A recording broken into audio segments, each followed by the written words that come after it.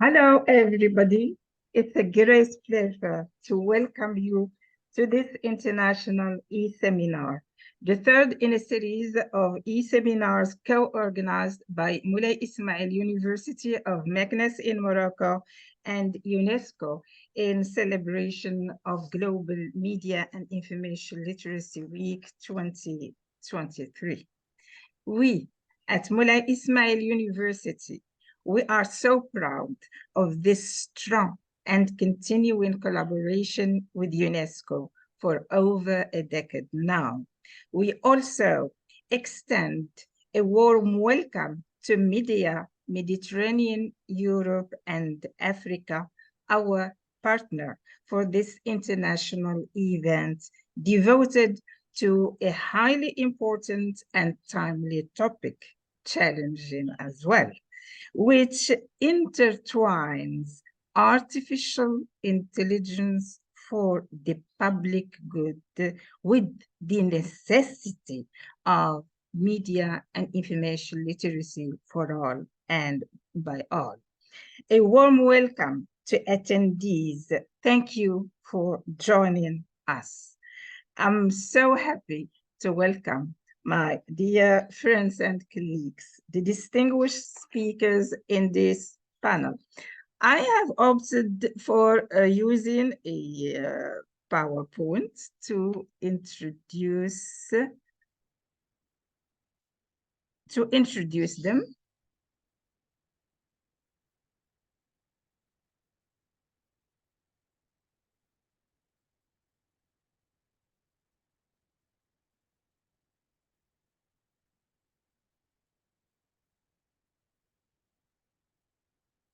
So the first speaker is Dr. Ming-Kuok LIM. He is the advisor for communication and information for UNESCO Office in Rabat. He has been involved in the global campaign to promote the rights of freedom of expression, access to information, press freedom, the safety of women and men journalists, as well as tackling the issue of impunity. He is part of the team at UNESCO that supports media information literacy, including strengthening capacity to fight disinformation, advises on media policy, and develops journalism curricula, advocates for documentary heritage, and promotes open access resources that contribute towards the Sustainable Development Goals. He holds a PhD in mass communications.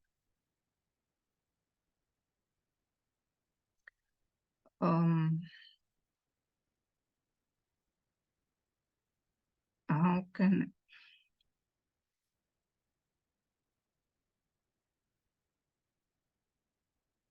seems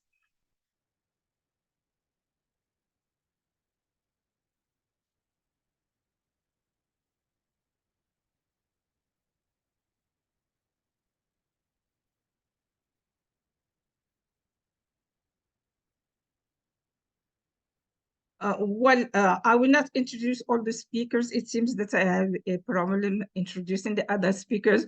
Now that I have introduced Dr. Lim, you please have the floor, and I will introduce the other speaker when their turn comes. Dr. Lim, we are so happy and honored to have you with us. The floor is yours. Dr. Lim, will talk to us about the UNESCO initiatives in the field of artificial intelligence and media and information literacy. The floor is yours. Thank you. Thank you very much, Dr. Tricia. I hope you can hear me. Is okay? Okay, so let me continue. Thank you very much to Dr. Tricia and your team for organizing this event today on a very important topic of our times, especially as we move towards more and more digitalization and the rise of artificial intelligence. Today, I want to talk about some of the work that UNESCO has been doing in regards to artificial intelligence, but with a strong link to our core work regarding human rights, and also regarding the thematic of what we are talking about today, media and information literacy. So let me share my screen now so that we will be able to see. Okay. I hope you can see my screen. Okay, so let me go straight to it. There are many ways in which UNESCO engages the issue. Being a multidisciplinary organization, we sometimes work on standards, guidelines, policies. Sometimes we work on research, including with university. Sometimes we do education and training. Of course, again, sometimes with, for example, with Moulay Ismail universities. And we do awareness raising campaigns, such as the Global Media Information Literacy Week that we organize every year. And specifically, on the issue of artificial intelligence, through our multidisciplinary approach, UNESCO have produced the first recommendation on ethics of artificial intelligence back in 2021. In 2021, this was the first international guidance recommendation on the issue of ethics of artificial intelligence. And it continues to provide guidance through a lot of development since 2021 until today. And from a gender perspective, we have also touched on the effects of AI on working lives of women. And most recently, we have this year, right, just a couple of weeks ago, we published foundation models on ChatGPT through the prism of UNESCO's recommendation. So we're trying to see the latest technology that is being produced and how they measure up or do not measure up to the recommendation provided by UNESCO. And there you also see on the slide is a global toolkit on AI and the rule of law. Some of you may not be interested in this topic or work on them, but it is true that nowadays judiciary, judges, prosecutors, they need to be aware of artificial intelligence as well in their judgment. Cases are coming up, and the law has not caught up with the technological development. We also include the young. So what you're seeing on screen right now is a comic book that UNESCO has produced last year in order to further explain the fundamentals of AI to a younger audience, 12 to 14, most precisely as our target group. And further on, not just in the domains that I have mentioned, UNESCO is also working on the issue of AI and creative industry, music, art, script writing, screenwriters. So we are organizing a discussion with producers of creative arts from music industry to the filmmaking industry. How is the AI impacting the different industries? As you can see, sometimes it can be bad.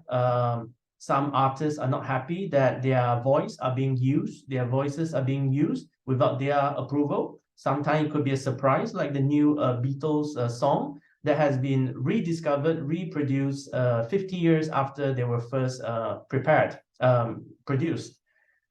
There is also an issue about the guidance regarding education, of course. And we also work on the topic of climate change, how AI can be used to help address some of the climate change issue. For example, how to optimize shipping routes in order to reduce consumption of fuel. So those are some of the more newer topics that we are discussing. In order to bring this to a wider audience, we have also developed applications, games.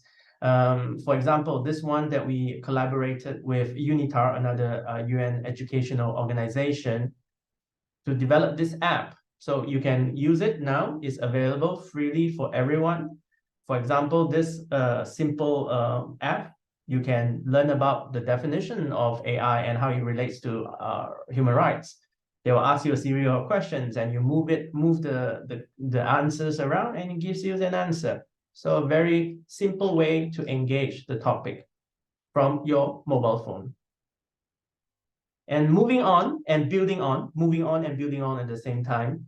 MIL, of course, is not a new subject. It has been around for 12 years now. But we have always been evolving, but using the premise and the basis of MIL. For example, when fake news became a widespread issue back in 2015, 2016, UNESCO quickly developed a handbook on countering disinformation. And then slowly we moved towards the question of artificial intelligence. And we even reintroduced our very long-standing curriculum on media information literacy into the new version, which you see on screen right now, called the Think Critically and Click Wisely, which include a substantive section on artificial intelligence and media information literacy. And just a couple of weeks ago, we produced this reporting on artificial intelligence handbook for journalists. It is a very good intro to journalists who are not familiar with the topic. And I myself have benefited a lot from the resources here. I'm not from a programming background. I'm not from a data scientist background. I'm more from a human rights and policy background. And these documents, these guidebooks have really helped me understand the lay of the land and to have a better grasp on the ever-evolving issue of artificial intelligence. So the handbook covers quite a lot in definitions of AI, a discussion on the cultural myth and the dominant narratives surrounding AI. There's also a strong section on policy frameworks, notably UNESCO recommendation, but also OECD's and European ethics guidelines on trustworthy AI. The second half of it comes talking about the actual reporting of it and how some of the common pitfalls for journalists when reporting on artificial intelligence. I'll come back again to the pitfalls of reporting on artificial intelligence later on. So just very quickly, this is not to give a definition of media information literacy or how it means to be literate, but sometimes it's good to have a good refresher. For me, it's always about how to be critically reevaluate, use, and disseminated information. And when we talk about MIL, we always see it as a wide linkages and interconnected competencies. So it can be competencies on cultures, on media, on library, net safety. But we see now that we also need to add AI literacy.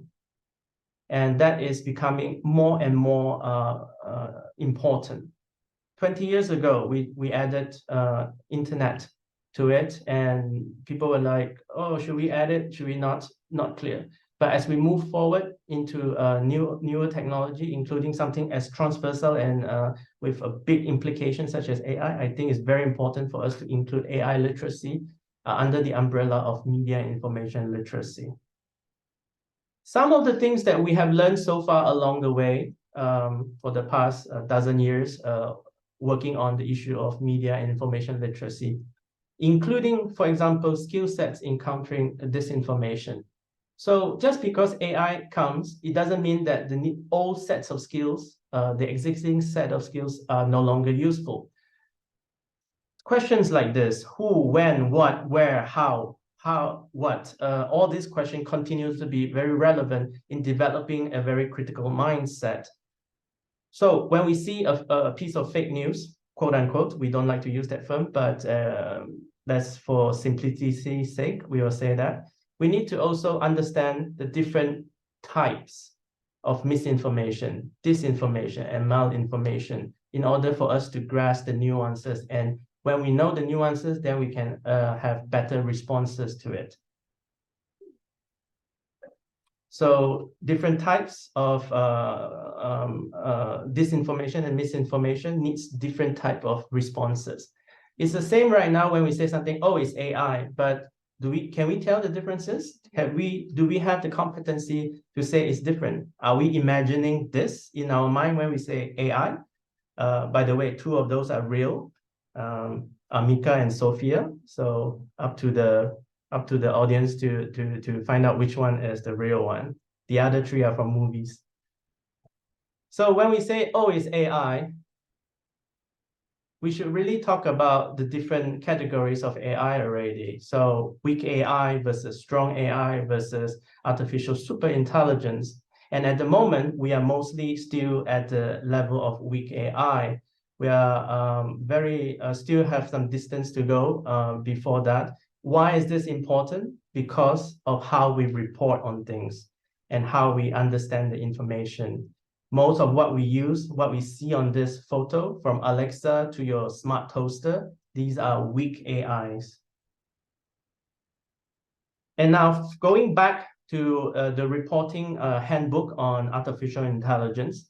And when we said that there are a lot of pitfalls nowadays with the reporting part of artificial intelligence, we see that these are some of the common pitfalls that journalists continue to make. And perhaps it's good for educators of journalism, media practitioners to really have the ability to separate the categories of AI when reporting about AI. Just as when the term fake news become popularized and we encourage people to have the distinction between the different variants of fake news, we are now asking people to have the capacity and the competency to really differentiate between the different types of AI, so not to lump everything together, because as we said, different categories require different response. And all of this, of course, is based, coming back to the recommendation on artificial intelligence, ethics of artificial intelligence. It all matches up, it all aligns to the guidelines that UNESCO have been producing. And we hope that by providing this variety of resources to the general public, the educators, the policymakers, we will be able to help everyone to better understand and to be more information and media information literate, even in the domain of artificial intelligence. So that's it from my side. Thank you very much. All the resources I mentioned are available on the slides as well, which I will be glad to share with Dr. Idrisia after this event. Thank you very much. Back to you, Dr. Idrisia.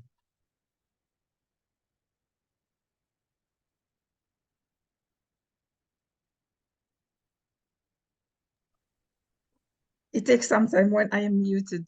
Thank you very much, Dr. Lim, for giving us a fairly clear idea about the proactive actions of UNESCO since 2021, first international recommendation on the artificial intelligence ethics, and then artificial intelligence and creative industry, and bringing the information to different types of audiences and highlighting the importance of including young people.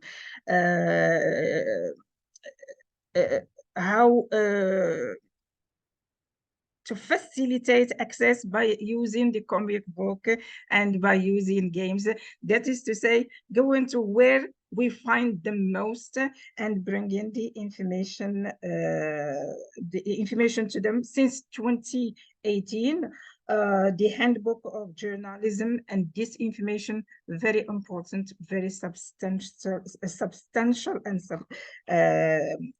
very helpful, and it is now more relevant than before, because unfortunately we see that this information is expanding and not retracting.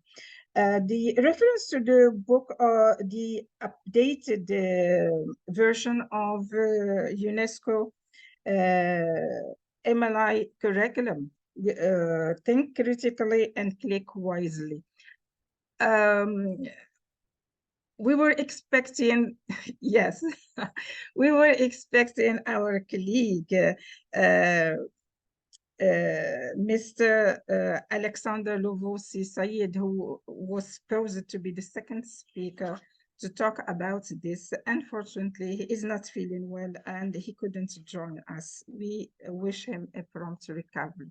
He made a comparison between the two versions. He said the book, the curriculum, which was launched in 2011 in Fez during the first International Forum on Media Information Literacy, did not have any section, did not even mention the word artificial intelligence. But as Dr. Ming said, we have a full chapter on artificial intelligence in the Think Critically, Click Wisely, and we have so many references to it in various chapters, which shows that media information literacy should be evolving and taking into consideration new developments in various fields and new and context and culture. The media information literacy, interconnected competencies. Yes, we do need to add artificial intelligence literacy. How will UNESCO help this in this to empower teachers with this artificial intelligence literacy as one of the key competencies? Concerning the skills in countering disinformation, you mentioned this misinformation, disinformation, and malinformation. I know that many of the attendees are for this international events or PhD students, and some of them do not know this difference. Simply said, misinformation, you have the mis, which shows that the false information is circulated, but unintentionally. They do not have the intention to make harm. Disinformation, they know that it is false information, and they circulate it because they want to harm people, organizations. Or malinformation, it is true information, but which is supposed to be kept private. This is personal private information, but which is circulated to do harm to one particular person. Fake news, UNESCO does not want to use the fake news, saying that if it is fake, it is not news.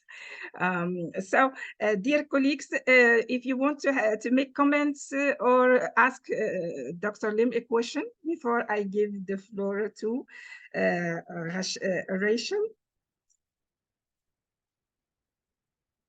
Shall I give the floor? No comments? I'll save my questions for the end. Okay, we keep the discussion till the end. So now let me see. Yes, we are highly pleased to welcome Ms. Rachel Fisher. She is the Parliamentary Engagement and Research Manager at the organization Undoing Tax Abuse. Her passion at UTA is to promote accountability and to achieve social justice.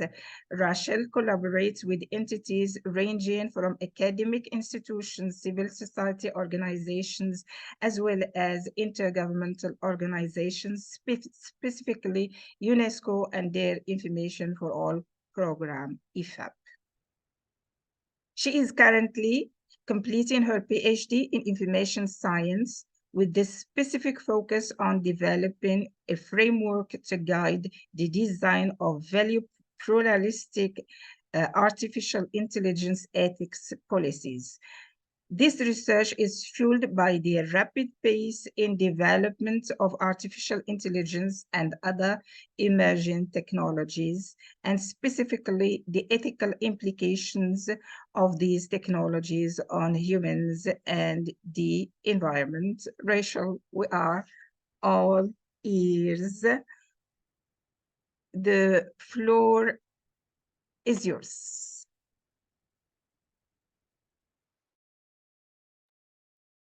Thank you so much, Jessia and the fellow panelists for this opportunity to be presenting to you today. As you can see, it's quite of a mouthful of what my study focused on and the work I've been doing. But I want to say there's a bit of a narrative to this, as anything that we all do, I'm sure people will agree, right?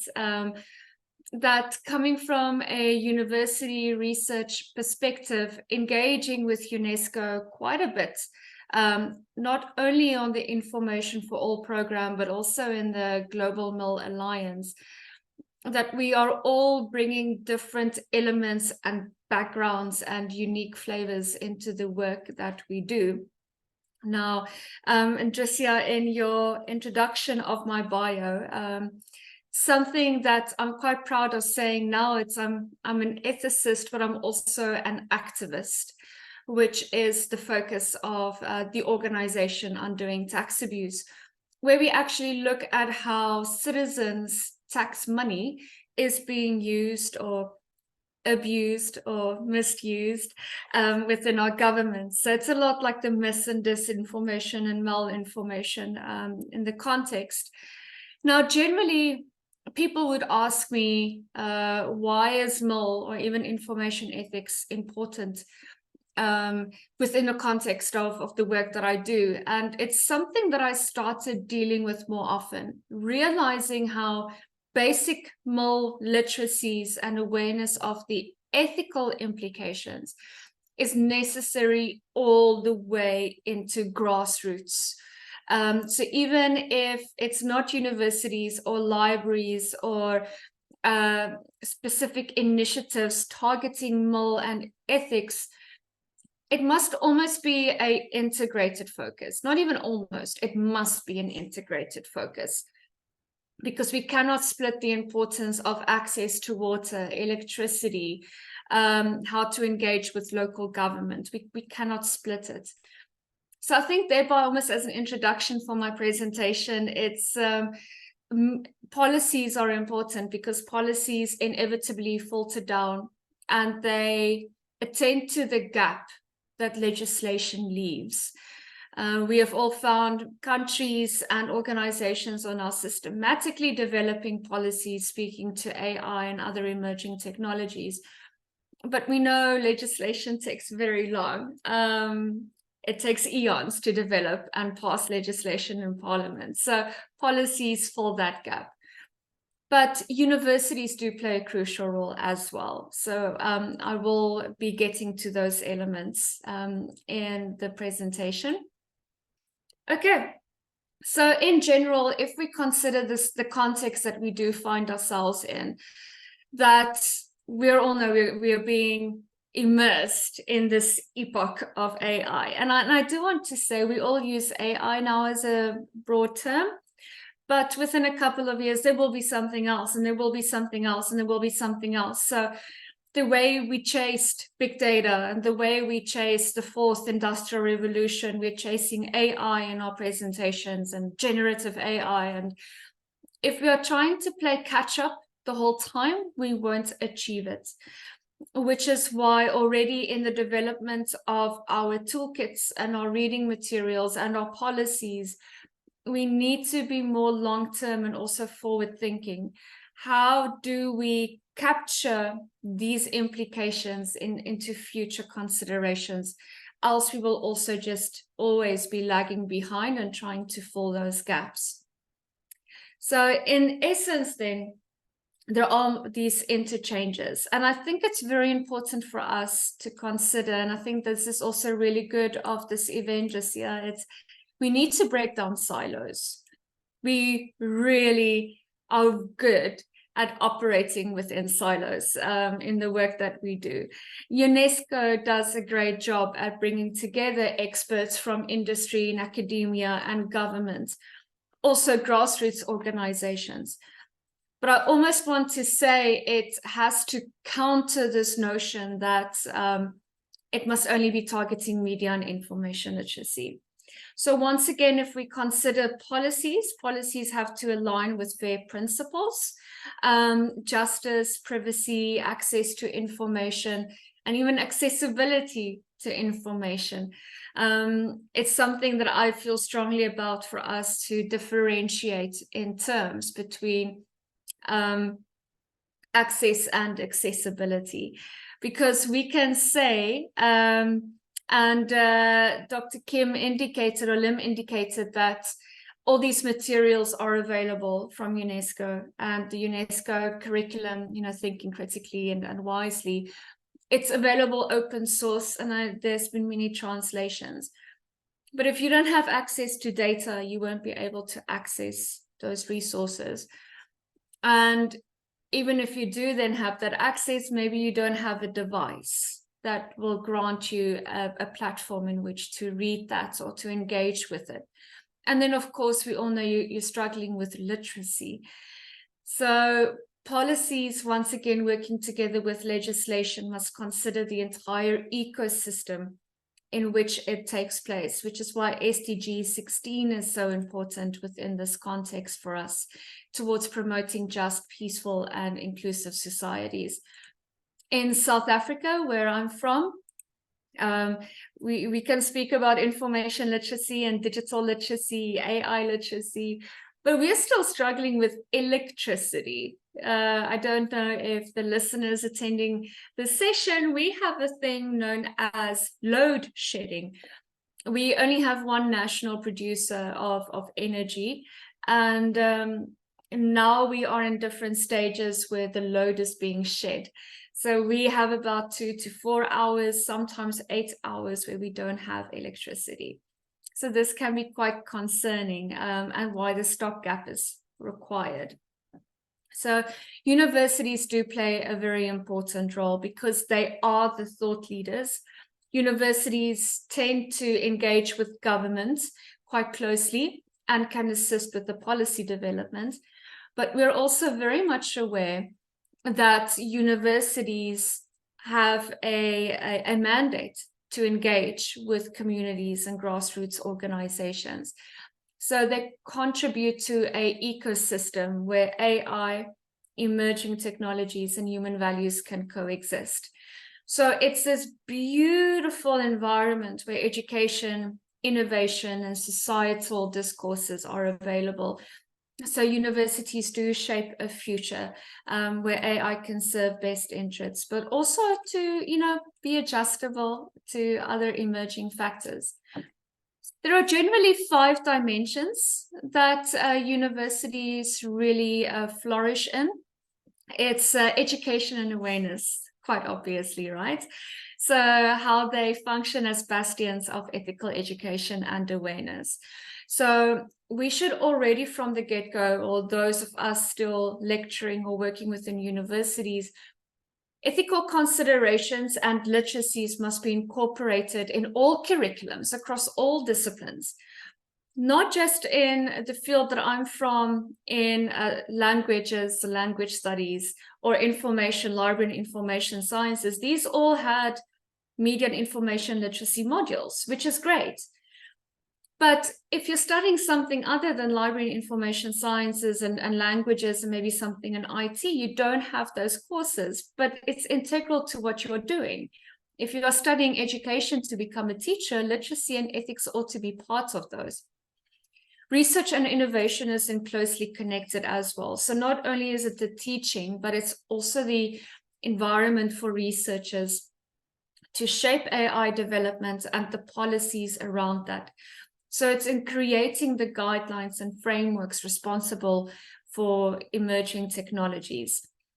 The good thing also of universities, but I do want to also say any tertiary institution or institution of higher learning, there are test beds or sandboxes for evaluating the ethical implications and impacts of AI and emerging technologies. So we can test with others and students what works best, what are the challenges, and how can we improve it before it potentially goes into communities and can, cause disruptions. So, universities have social impact in terms of their corporate social responsibility by putting back into the community. So in terms of research and awareness, that goes back. It can help formulate ethics guidelines, and it then also very closely links with global collaboration. I would be completely remiss not to mention how UNESCO does have the global recommendations for the ethics of AI, which was this global effort and initiative towards putting recommendations on the table. It's an excellent piece of work, and it really assists governments, universities, other entities to start formulating a policy framework to help them. However, there are some challenges. It took very long for UNESCO to do the research and to compile this. And if you are an organization that wants to go through the same process, we might not have the time, financial resources, or human resources to do so. So it is important to consider, how does one utilize UNESCO's recommendations in a way that is accessible and speaks to the needs of people. And then if we consider the scope of information, information ethics, how it comes in, it's crucial to consider the entire information life cycle and the ethical implications of these technologies. So predominantly when we are dealing with these global challenges, it is of utmost necessity that we do work holistically in this, not working in silos. And once again, for our host calling together this event just here, it is because of opening up for global collaboration that we are doing in webinars, and the recent conference we had last week on fostering development and resilience in Africa, that there really are these concerted efforts coming together from different countries, different continents and backgrounds, not just the global north, but also the global south, where we can share our experiences, challenges, and successes in the development of these policies. Because essentially, Jessia, you also indicated the definitions of misinformation. MIL helps to fortify those and to prepare the skills that are necessary within society to achieve these. So ultimately, if we want to establish some form of a blueprint, we must look at synergy of policies, not work in silos, and not just looking at silos or policies. That's a stopgap. We need to consider how policies can be a live document or an element or a guiding framework that adjusts with the time. As I mentioned earlier, we can't keep on chasing to keep up. We need to set the standards for others to follow us. And then these must be grounded in ethical considerations and the needs of local communities so that we don't leave people behind. And I think, Jessia, you may correct me, but I think the 2020 or could be 2090's Global MIL Conference, the theme was Leave No One Behind. So that is definitely something that UNESCO focuses on. And then looking, how do we empower citizens? And it comes back to my work as an activist, that it's important that we empower citizens to more effectively engage with their communities. So essentially, we need to enable and shape a technological empowered future. I believe it's our social responsibility, all of us that's in this panel, all of those that's listening to these presentations. It's one thing to listen and take in information, but we have a duty when we leave. We have been privileged and blessed to have had the opportunities to go to university, to study, to work in environments that are conducive. We cannot leave it there. We need to plow back into communities. So essentially by that, I think, thank you for this opportunity. And I definitely look forward to questions and answers on this. But ultimately, if I could say something, I would indicate, let's break down silos. Let's have a longer term vision in what it is that we are developing. And let's look at a holistic societal approach where we capture those that are the most vulnerable within society in our initiatives. Thank you. Thank you very much, dear Rachel. Impressive. So, global partnerships, yes, we do need global partnerships. The International E-Seminar, last one organized, was focused on building partnerships. Because we cannot advance, we cannot expand the reach of media and information literacy without building partnerships. And as activists, yes, Sherry will be happy to hear this.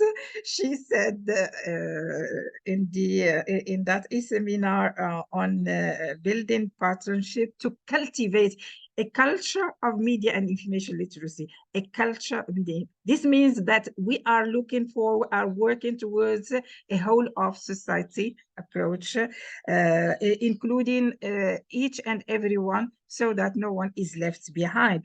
Partnerships not only, but also synergies are important, and we also, Ming will agree with that we are working with for a interdisciplinary and multidisciplinary approach of media and information literacy.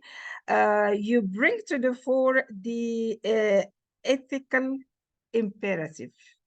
You see, it is an imperative. At a time when ethics are regressing at all levels, at the levels of politics, of journalism, information, we are facing a real problem of ethics. We should recenter education on ethics, journalism on ethics, politics on ethics. That is a key issue. You highlighted the importance of policies and legislation and the transformative role of universities. I like so much the word transformative. This is the mission of universities, to make a real transformation. When you raise the problem of electricity, yes, this is a problem, because we should have this universal access to education, universal access to the internet, and universal access to artificial intelligence, and so many things and efforts and collaborations should be made in order not to leave anyone behind. We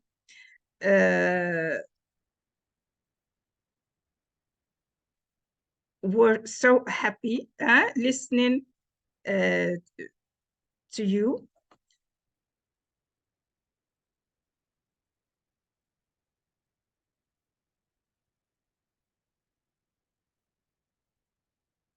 If there are no comments, we leave the discussion.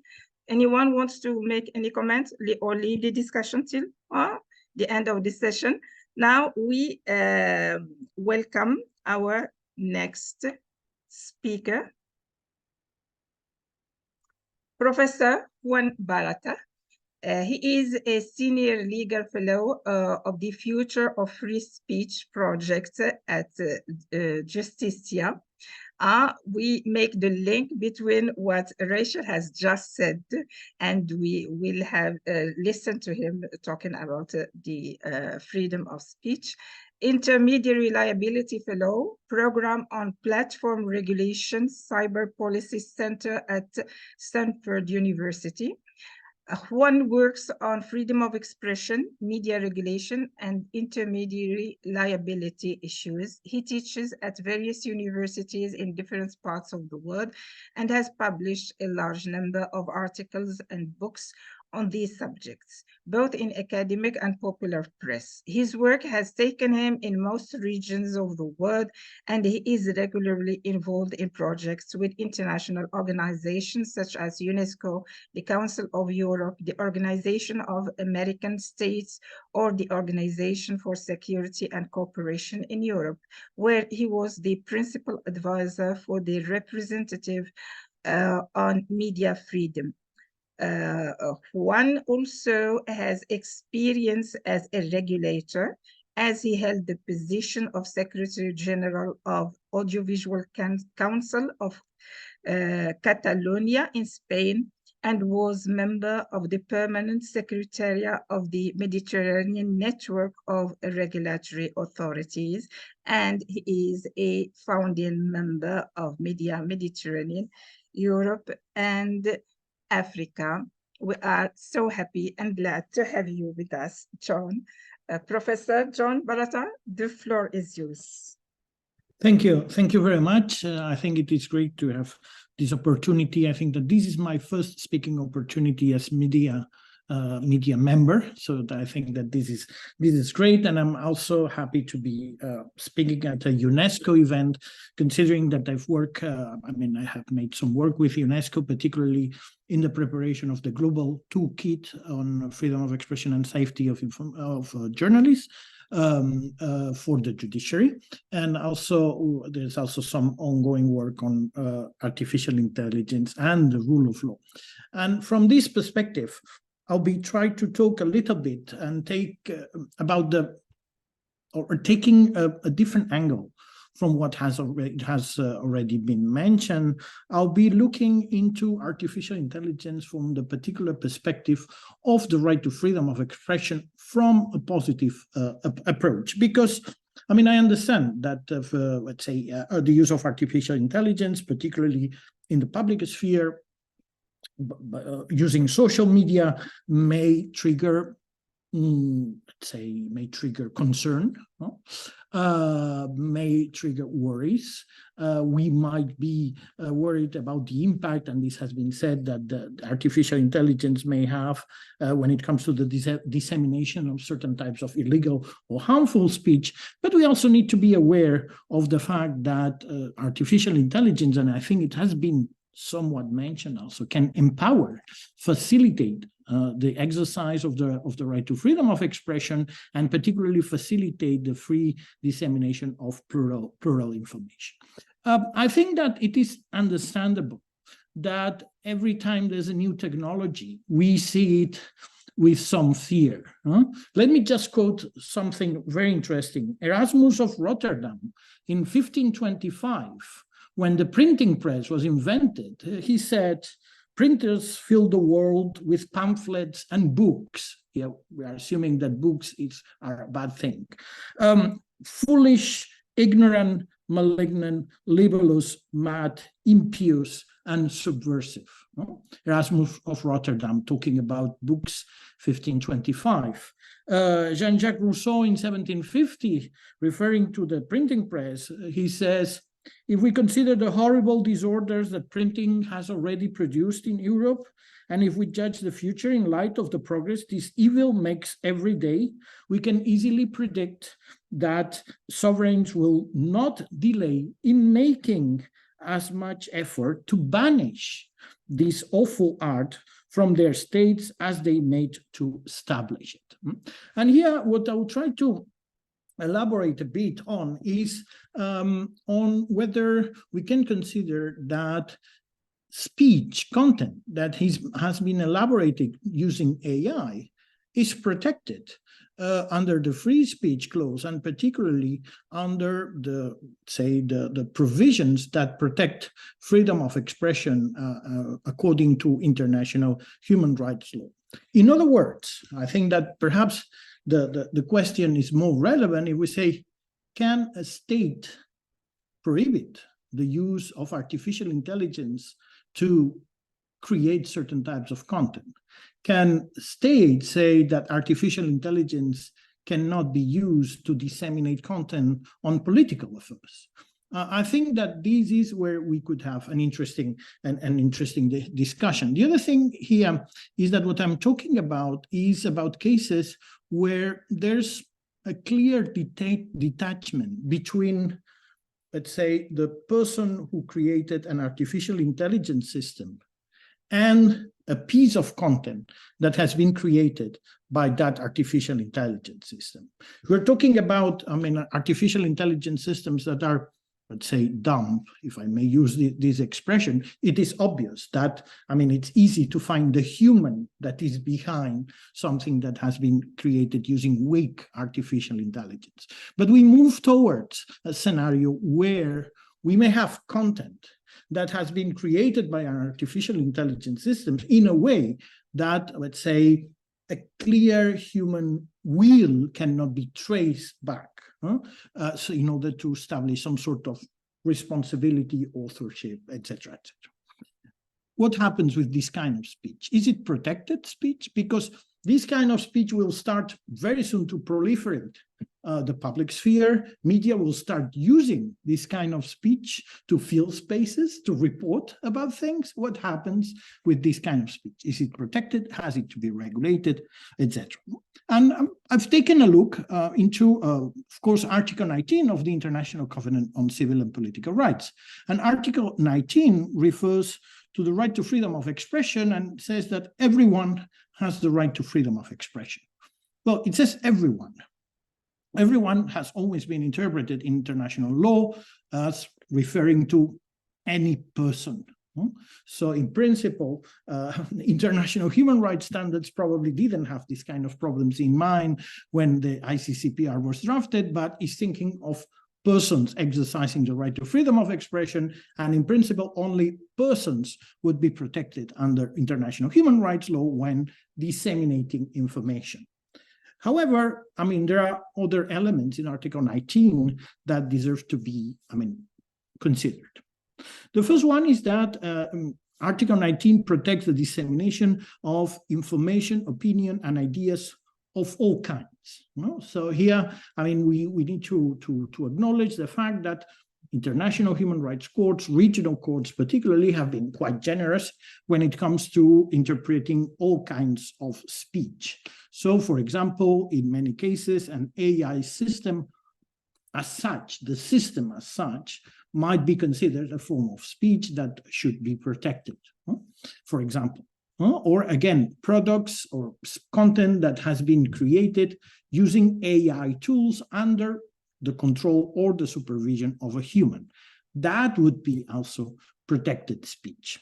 I know that from the point of view of intellectual property, there's a discussion on whether this is also, protected under copyright. I know that, for example, in the United States, there has been resistance from the competent authorities to grant, let's say, a license to content that has been produced using artificial intelligence. But I think that from the point of view of freedom of expression, I think that this is protected speech. But what happens with, as I said, speech that can be really detached from the human that created an AI system? When cases where, let's say, AI systems really create content based on their own learning and their own, let's say, processes, excuse me for not being, let's say, accurate when it comes to technical terms. Here, I think that we need to look into the main definition of the right to freedom of expression included in Article 19 of the ICCPR that recognizes the right to seek, to impart, and to receive information. And I think it's very important to look into this passive element of receiving information. We may not have the right, or let's say machines may not have the right to freedom of expression when it comes to creating content based on artificial intelligence systems. But citizens may have the right to receive such content.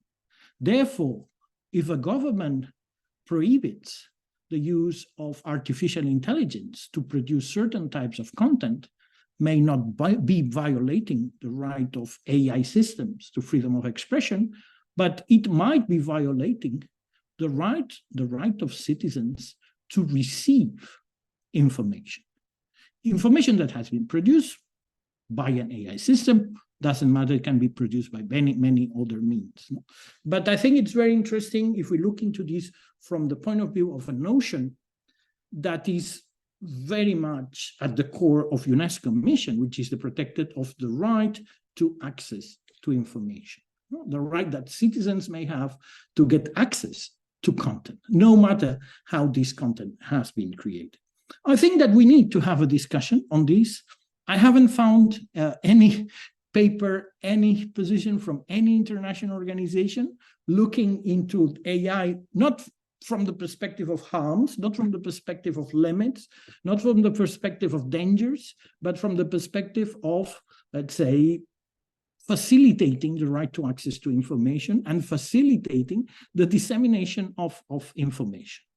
Does this mean that, I mean, this right doesn't have limits? Of course not. But we will need to see how we adapt the traditional limits to freedom of expression, the three-part test, to this new reality. I think that one way to look into this is like looking into the right to access to artificial intelligence content as an enabling right. The same way that the right to access to internet is seen as an enabling right. Internet as such does not have the right to freedom of expression, but if citizens are deprived from access to the internet, their right to receive information is violated. And we have case law that from regional courts in Africa that clearly says so. So this is where we are, and I think that from a legal point of view, we need to go beyond, let's say, harms, and we also need to explore this new area on whether, let's say, there are protections for AI in terms of speech in international law. And just, I mean, in terms of regulation, I think that we need to differentiate three types of regulation.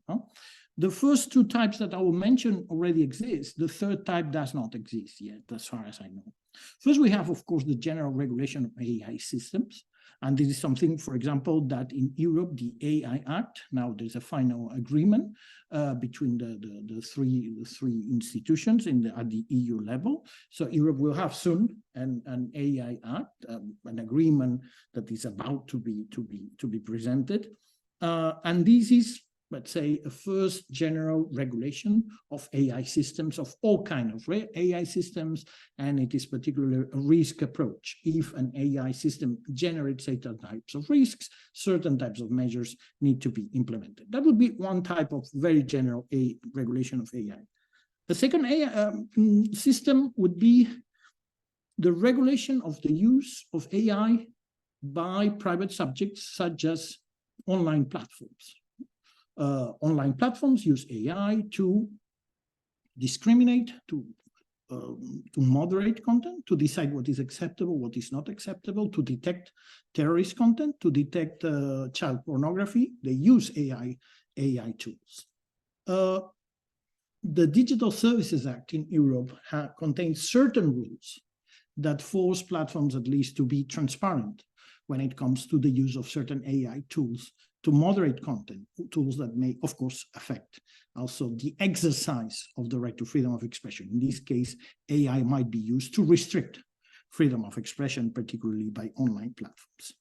And the third type of content moderation that I said that doesn't exist would be this kind of AI regulation that defines, in a way, the limits of AI when it comes to content, to producing content.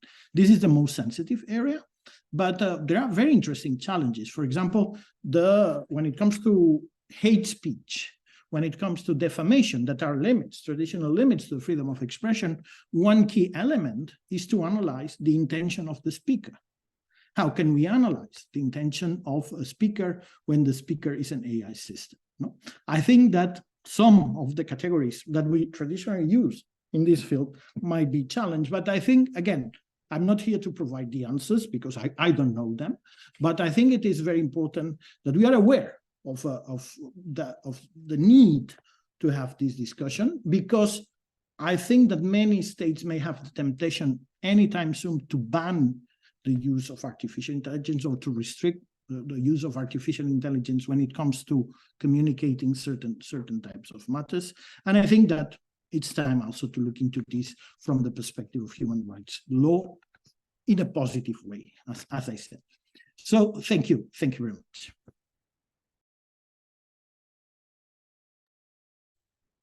Thank you very much, Professor Juan Barata. Well, you took us to another perspective, you see, dealing with the AI systems in themselves. I'm more interested in this, you see, interrelationship between the AI system and the human factor. I read one of your articles and you mentioned it, in fact, in your enlightening presentation. Because who feeds, who gives food, who gives the way to think, who gives the instructions to the AI?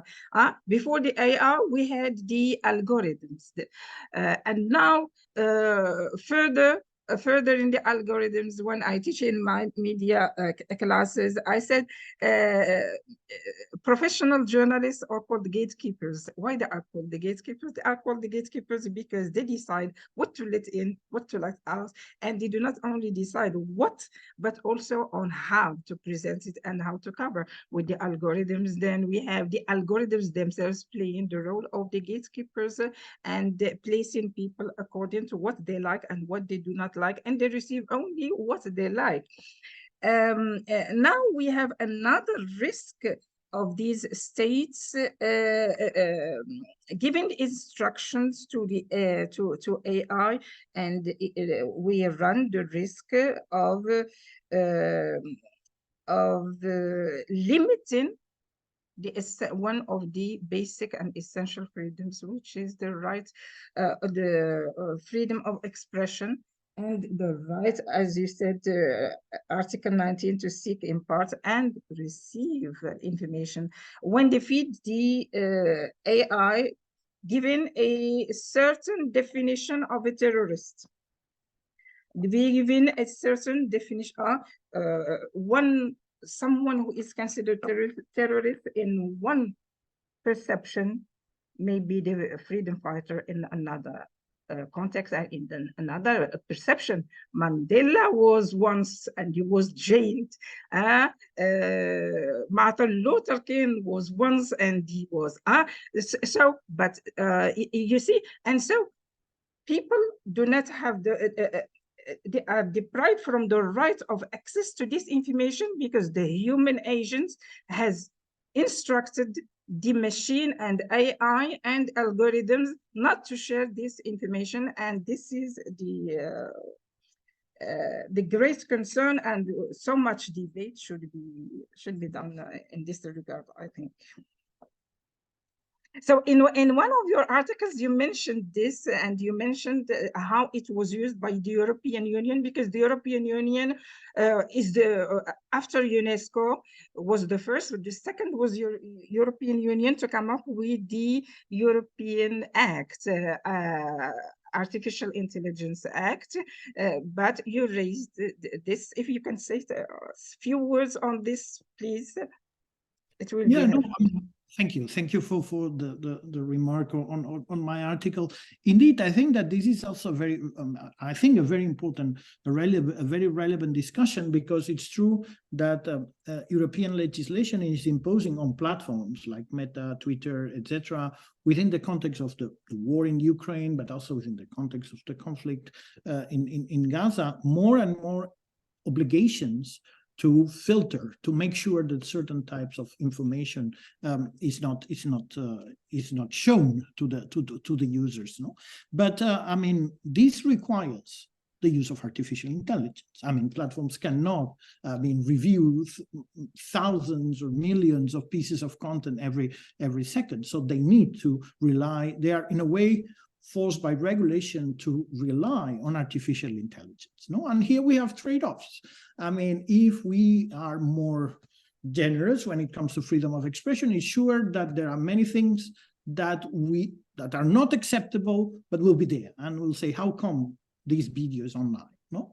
On the other hand, if platforms are more strict in the use of artificial intelligence, then of course some legitimate speech will be probably censored.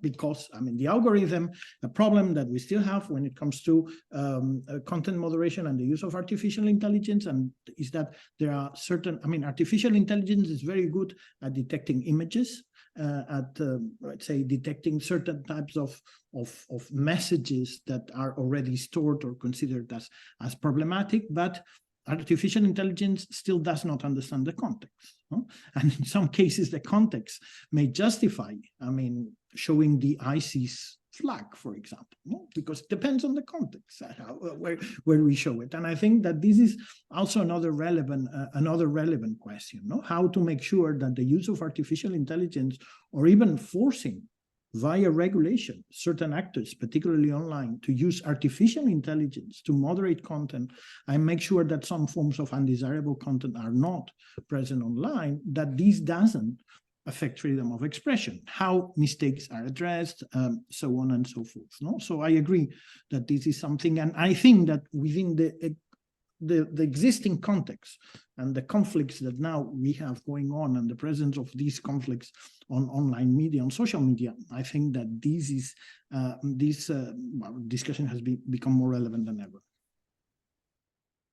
Yes, in fact, thank you very much. And our next, we will continue the discussion at the end of the session. Our next speaker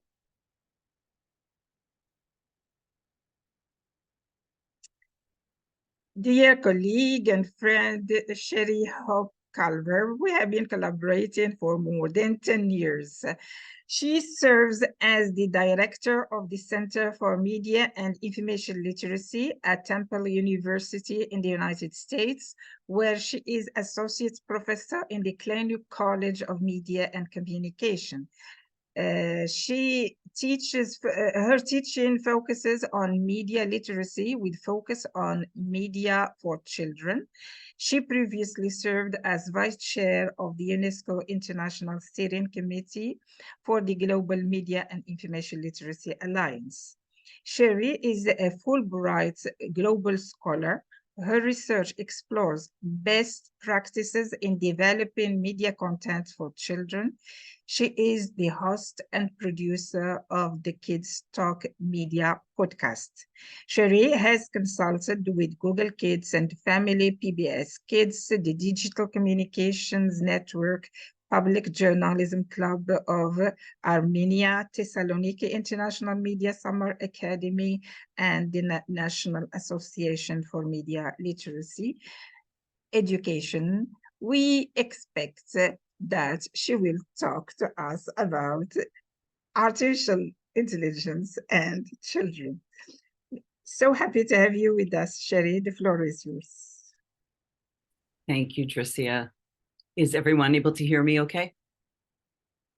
Great. I'm going to share my screen so we can get right into things.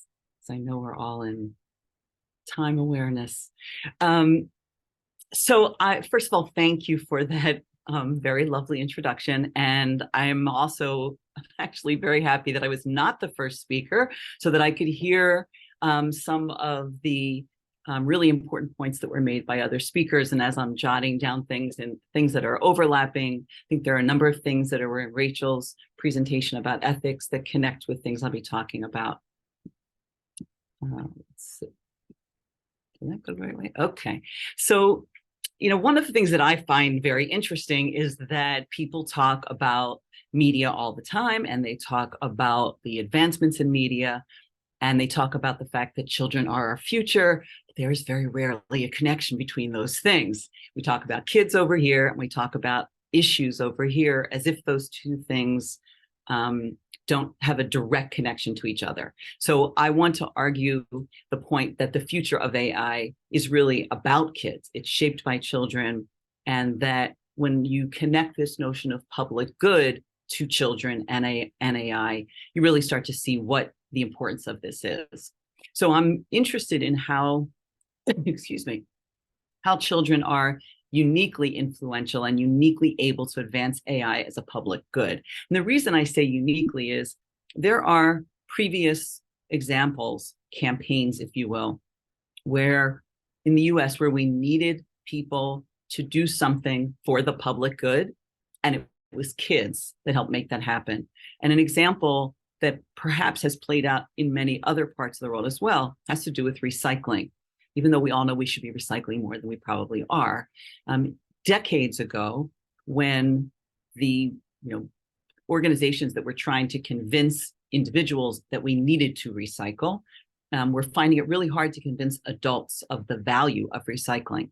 But when they brought that topic into classrooms and kids would bring that information home, whether it is an assignment or a project, and the kids were the ones who pushed for it, then the adults actually paid attention. When your child is saying something to you about it, the adults paid more attention. And then slowly we actually became a recycling culture.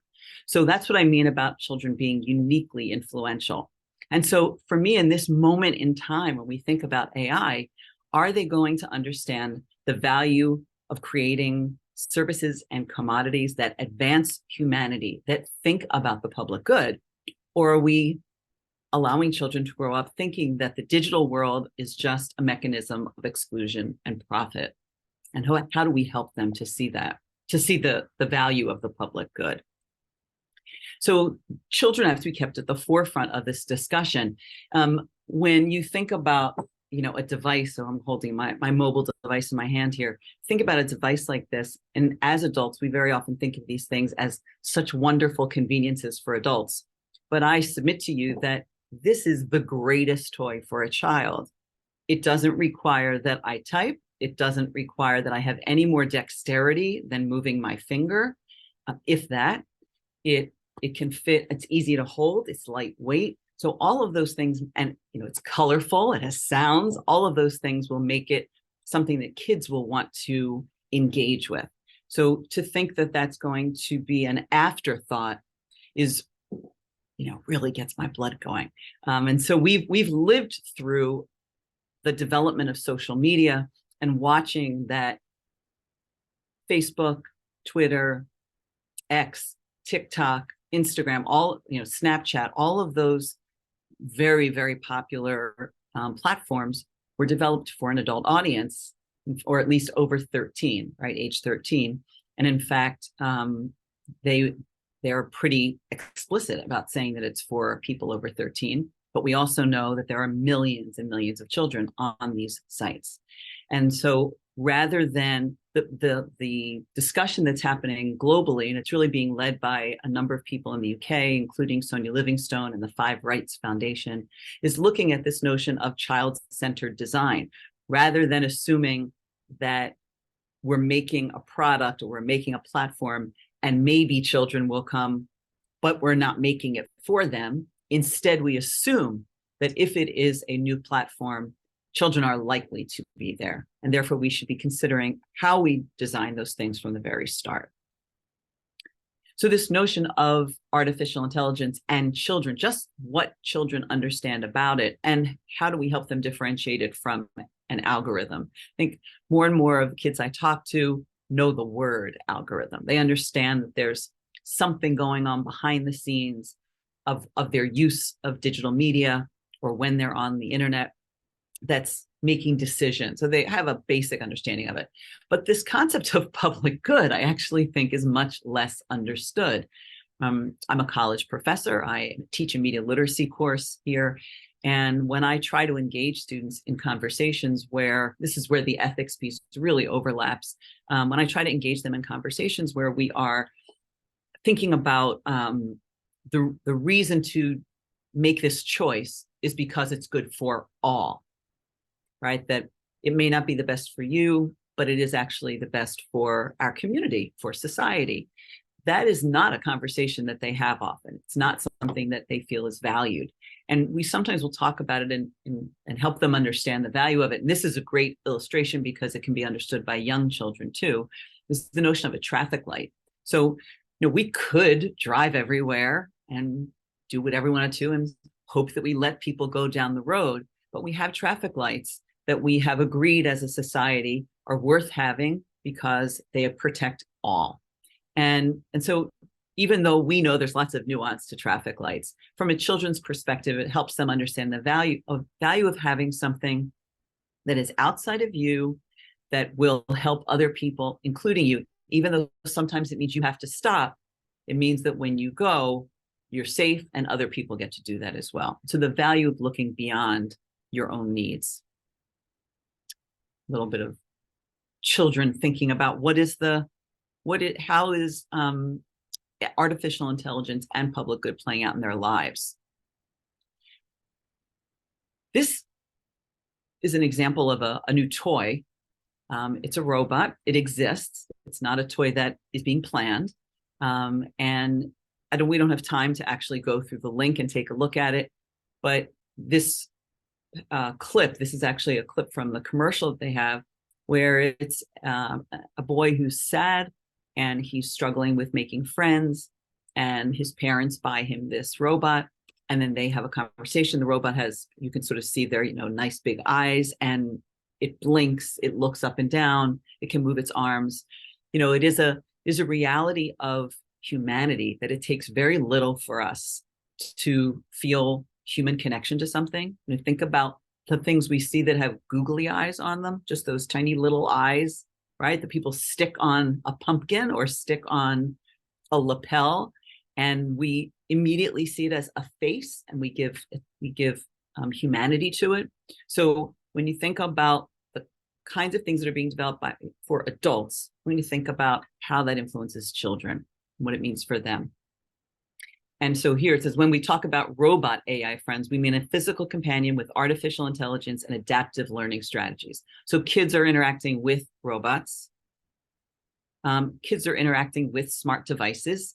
Smart devices, as I mentioned, are very kid-friendly. So are they growing up in an environment where the smart devices are being used along with conversations about how we use it, when we use it, who gets to use it, when it's appropriate to use it and not. So not those advanced MIL concepts that have to do with critical thinking of content, but even at the most basic level in terms of how and when and who gets to use the smart device. Personal digital assistants are another great example of a technology that adults see as incredibly convenient in their lives and children see as a playmate. Tricia mentioned early on in the introduction that I host a podcast, and the podcast is basically me talking to a child and their best friend about the media that they use. So it's not educational in a formal sense. It's educational in the sense that adults can listen to what kids really think. And kids talk to me a lot about how they use those personal digital assistants. Of course, they don't call it that, but at the risk of triggering anyone who's listening or is with me right now, I'm not going to say the names because that's happened to me many, many times. But the idea that children can access content in a way that is that requires that all they need to do is talk, right? All they need to do is be able to talk to something, and they're growing up giving personality to those devices. So they are becoming an integral part of that child's life. How are we helping that child to understand what they're not learning by asking questions to a device like that? Like, what are they not being told? Who's making choices behind the scenes, right? Even doing little activities with kids where you hide the person behind the screen, sort of like the Wizard of Oz film, and help kids understand that there's someone, right? You may not be able to see them, but somebody made decisions about what you're getting to hear there. And what about the overall impact of that to people that we don't even know? In the United States, there's a draft for a blueprint for an AI Bill of Rights. I want to just, other than the fact that there's a lot of detail about this, my point is there's not a single mention of children in the entire main document. So here is the blueprint for an AI Bill of Rights in the United States. Children are not even mentioned. In Europe's rights, and Europe has been, the EU's been spending quite a bit of time trying to be a leader in drafting some of these. And I've gone through it really looking for details about children and how children will be regarded in this. And all I've been able to find is this one point about the exploitation of children. So what we find is that if children are mentioned at all, it's often about their vulnerability and their need for protection, not really how they're included in how AI is developed and actually what it means for their development. So the United Nations Convention on the Child, on the Rights of the Child from 1989, did not talk about digital rights. And which, of course, in 1989, we were way into digital life. But in 2021, General Comment number 25 was added. So that, after quite a bit of lobbying, affirmed that children's rights in real life are also children's rights in the digital environment. And so we do now have 4 rights. I shouldn't say 4 rights. There are many rights in their digital world, but they're categorized in these 4 ways: about non-discrimination, best interest of the child, survival and development, and respect for children's views. And that's amazing that we have that. Now we need to help children know that we have that so that they understand what their rights are. So for us to really give consideration to children in AI and if we want to connect those and help children understand the public good, all of these groups need to be involved. We have to help parents have those discussions. It has to be a piece of education. The government regulations and policies need to mention children as an integral part of any decision that's made. The entertainment and tech industries need to be thinking about kids from the start, and our NGOs as well, and individuals in terms of the child themselves. How can we help the child to understand their rights? We need to go beyond a concern only about harm to a position of help. And I'll just close with this, just a quick quote from Verity Harding's book. So she argues that society must act with clear purpose and intentionality to ensure that artificial intelligence serves the public good now and in the future. And if we want that to happen, it needs to happen with kids. So thank you.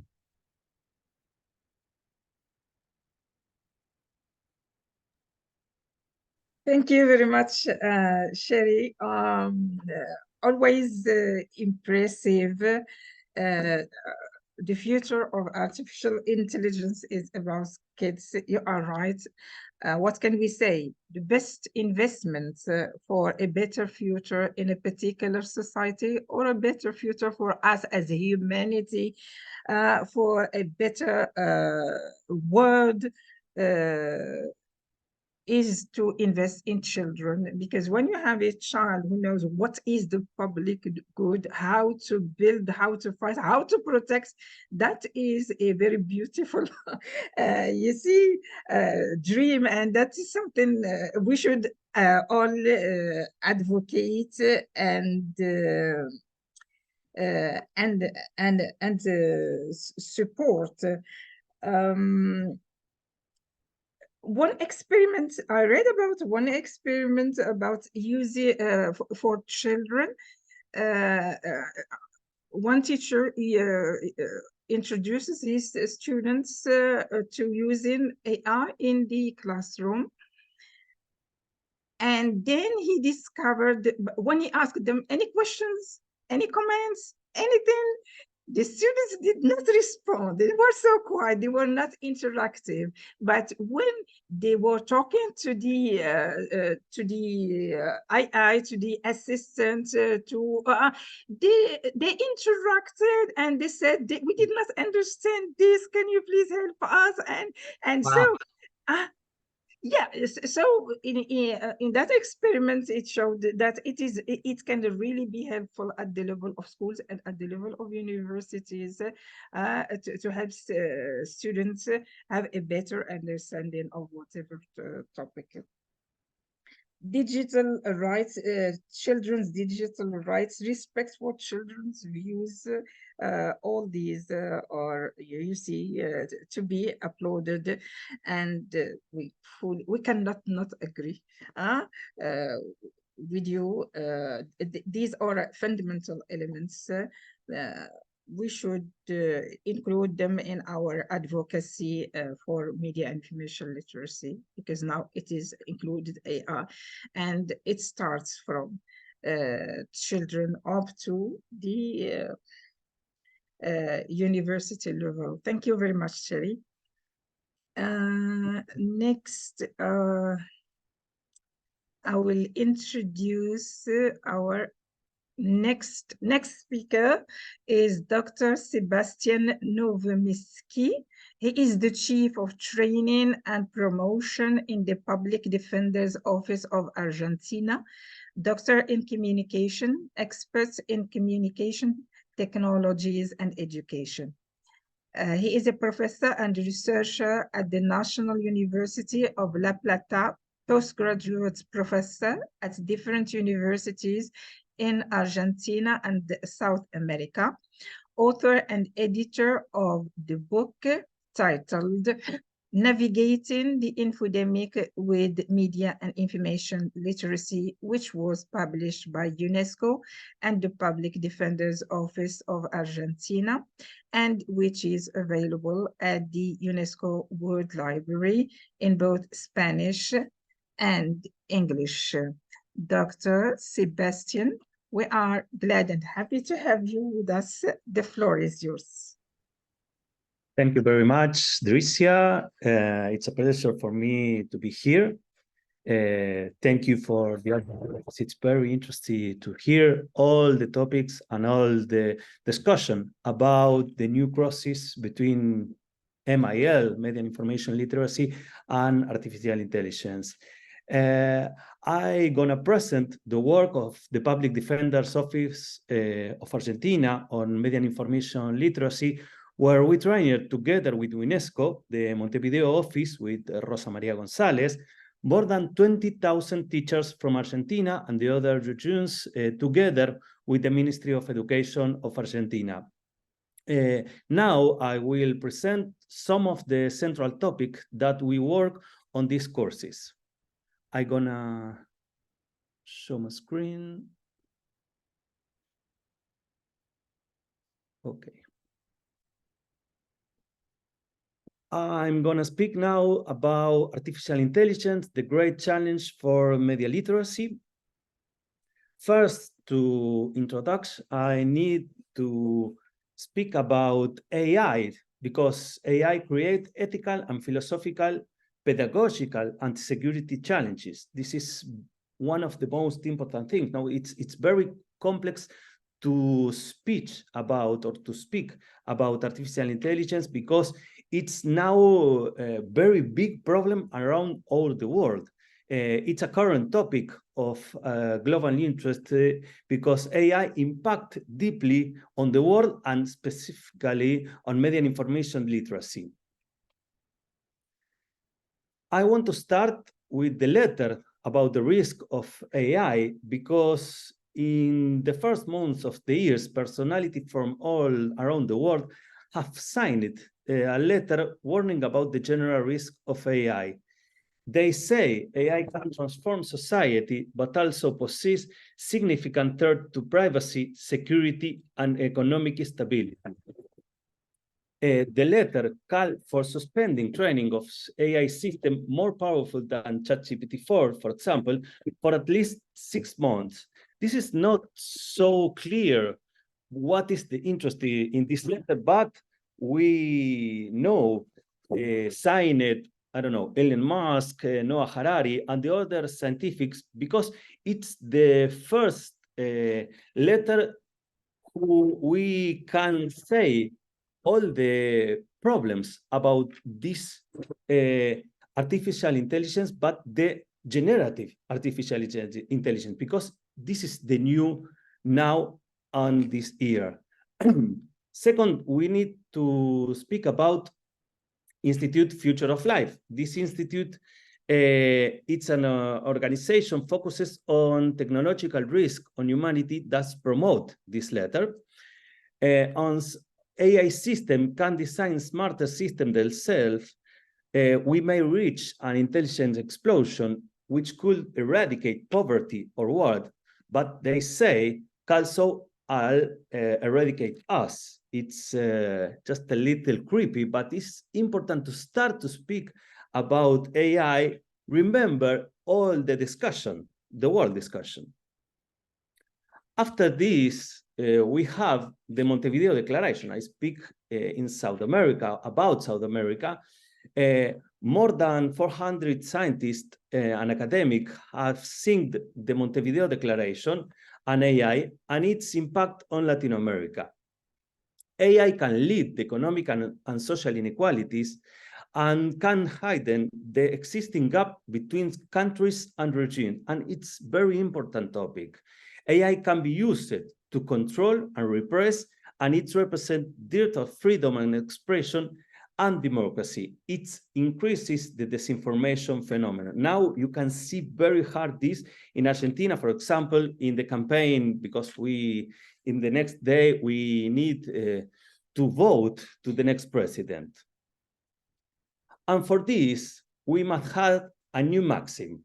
This is one of the most important parts.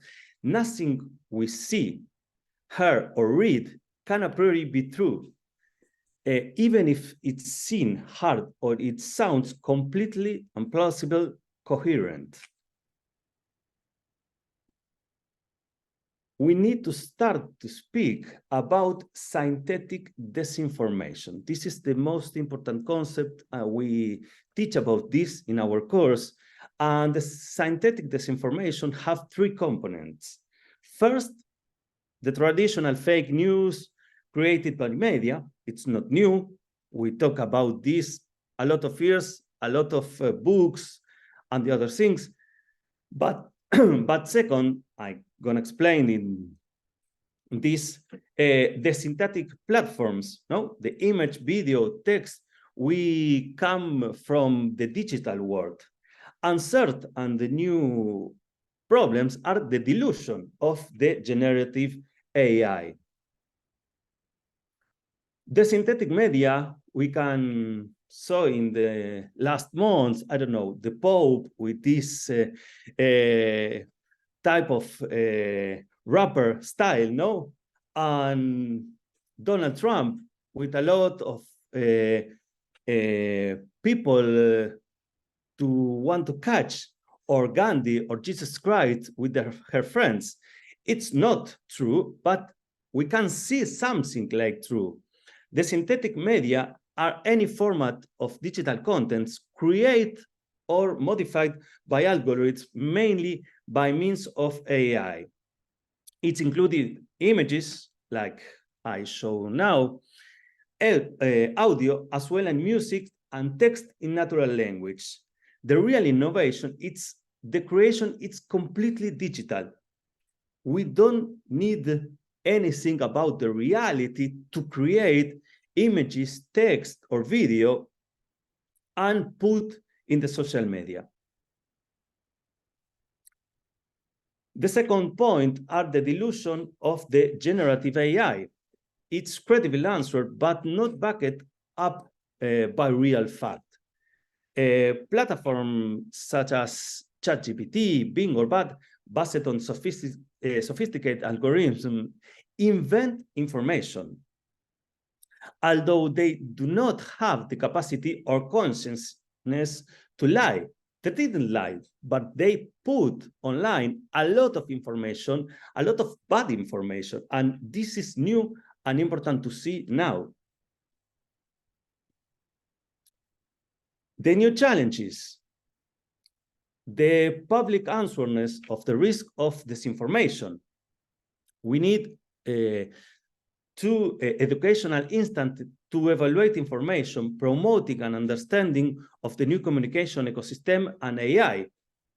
To address the problem, a comprehensive approach is required, and their media and information literacy is essential.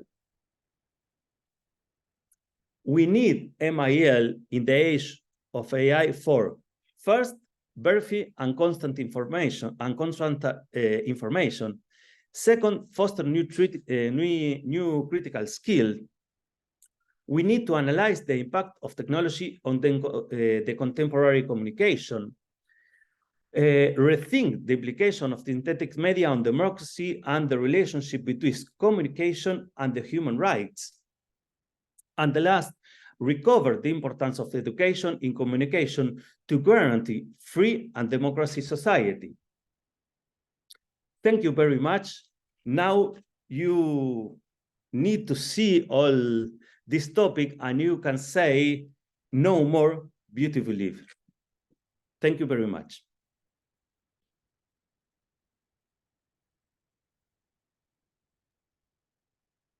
Thank you very much, Dr. Sebastian.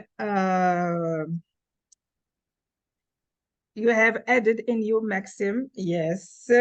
Nothing we see, hear, or read can a priori be true.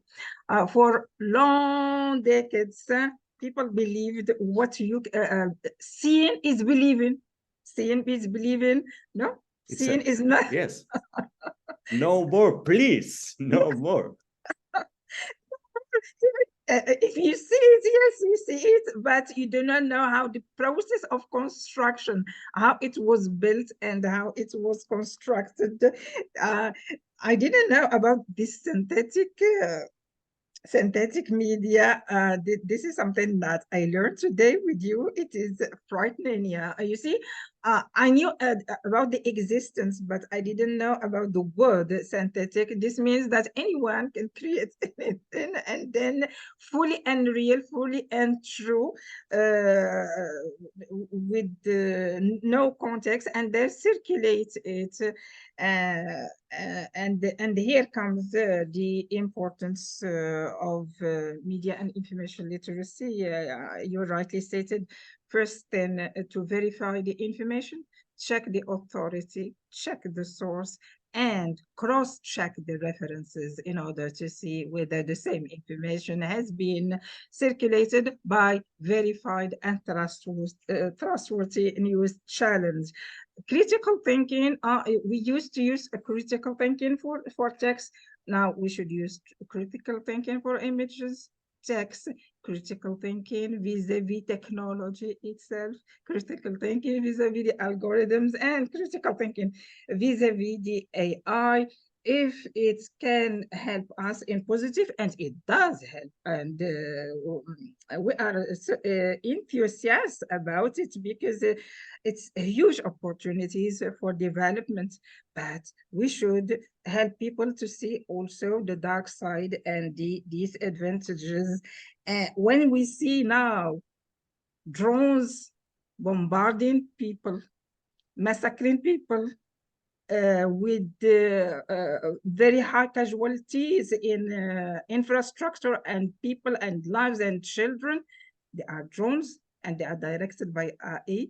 And you even went to the extent to say that they can eradicate poverty, but they can also Eradicate us.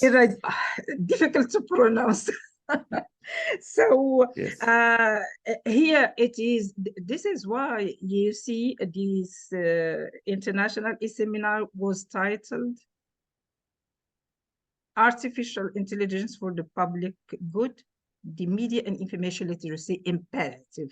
Media and information literacy has never been so necessary and so important as it is today.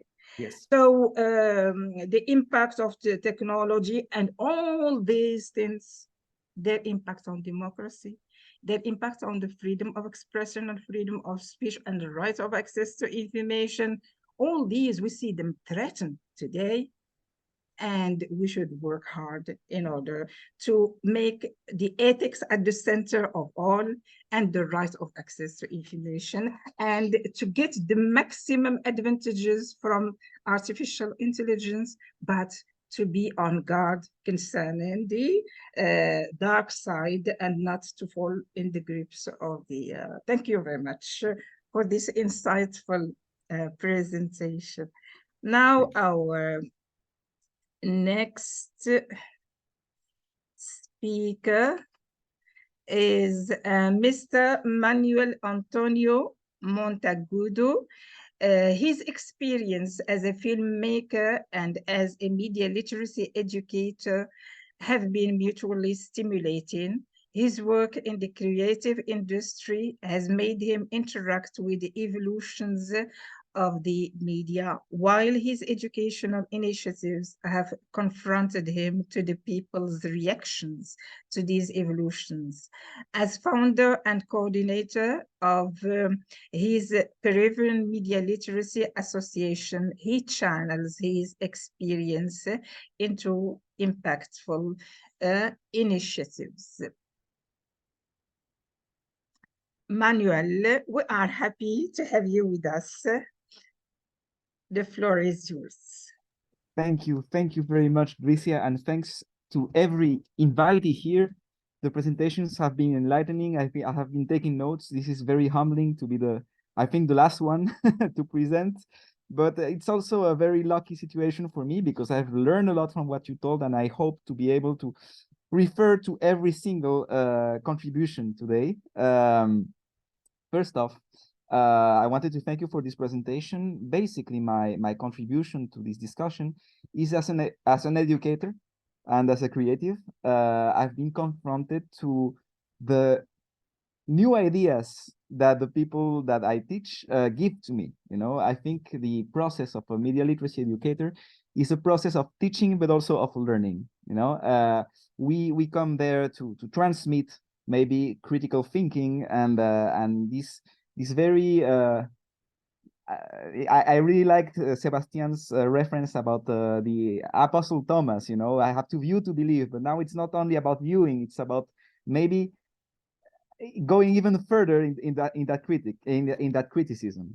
Correct. So this the presentation I will propose you is called "Mastering the Tool Before the Tool Masters Us."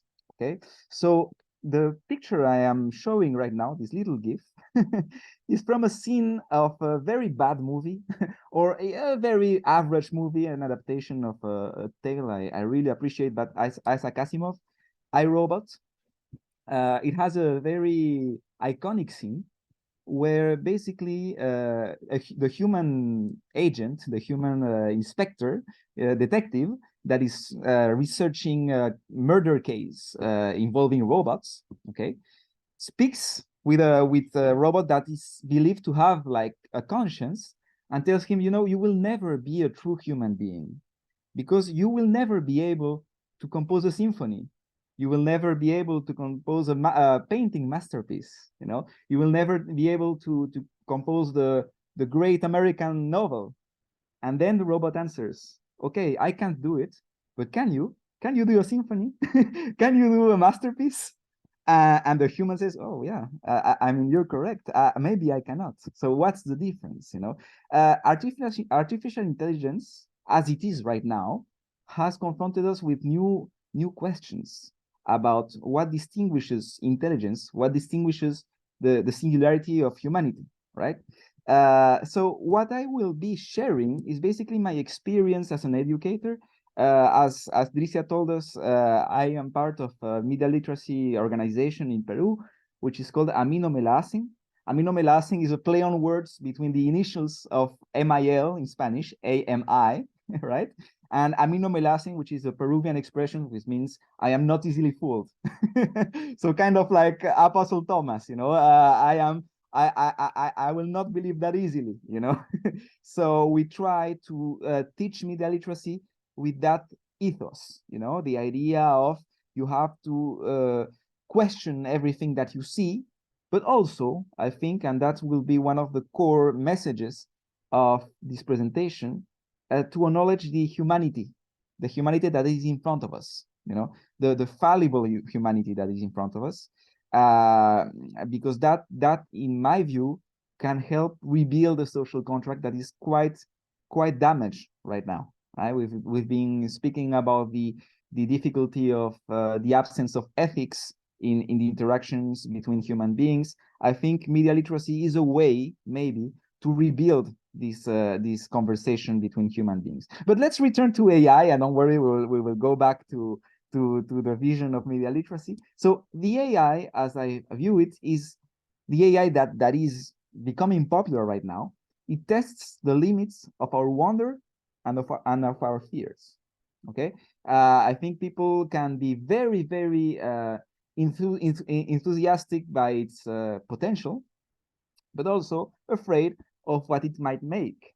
But I think the very first question that we should ask ourselves is, what is intelligence, really?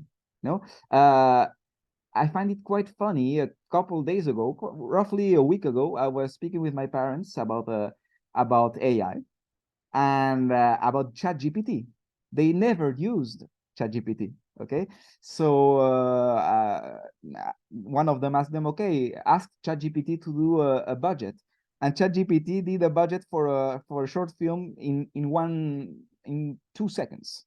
Okay, and first my father was impressed, and then he told me, okay, but basically what ChatGPT is doing is like a more elaborated process than, for example, Google Translate, or when you write an email on Gmail and the mail suggests you how to complete your sentence. That is also artificial intelligence. So that is why I'm putting these examples. Artificial intelligence can be also the process of a calculator doing 2 + 2 = 4. That is a form of intelligence. In fact, when electronic calculators appeared, people said, okay, this is a form of AI.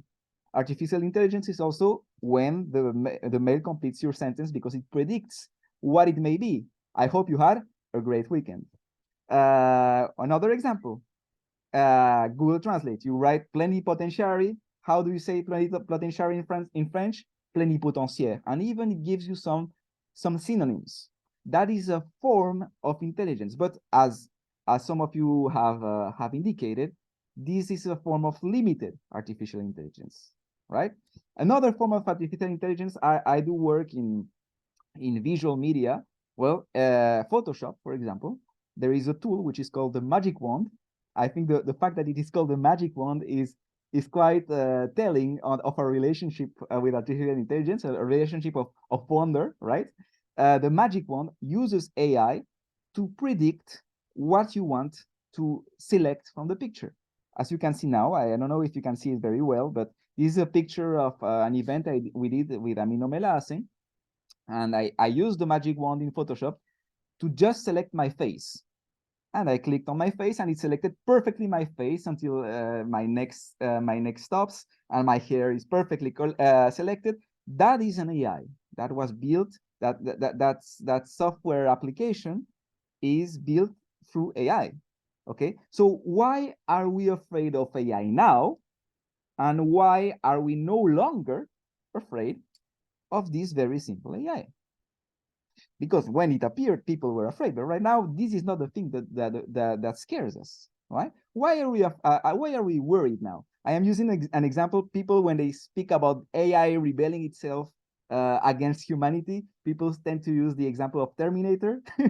I will use a new example, and this is a very conscious choice. You will see later. Of another example of AI in fiction. This is from a video game from my generation, the 2000s, about basically robot community created by aliens, that at some point this robot community attains a form of conscience and decides to become independent and to become another species. You know, it's not AI that destroys humanity. It's an AI that separates itself from humanity and finds a new identity. When you try to reflect on the possibilities of what AI can become in the future, one should not only think about fear. One should think about possibilities, about wonder. And basically, the discussions that we are having right now and in our society is between people who are into wonder and who are into fear, and we should maybe find a common ground, a common response to this. So I've spoken about AI as it has evolved, but why are we worried now?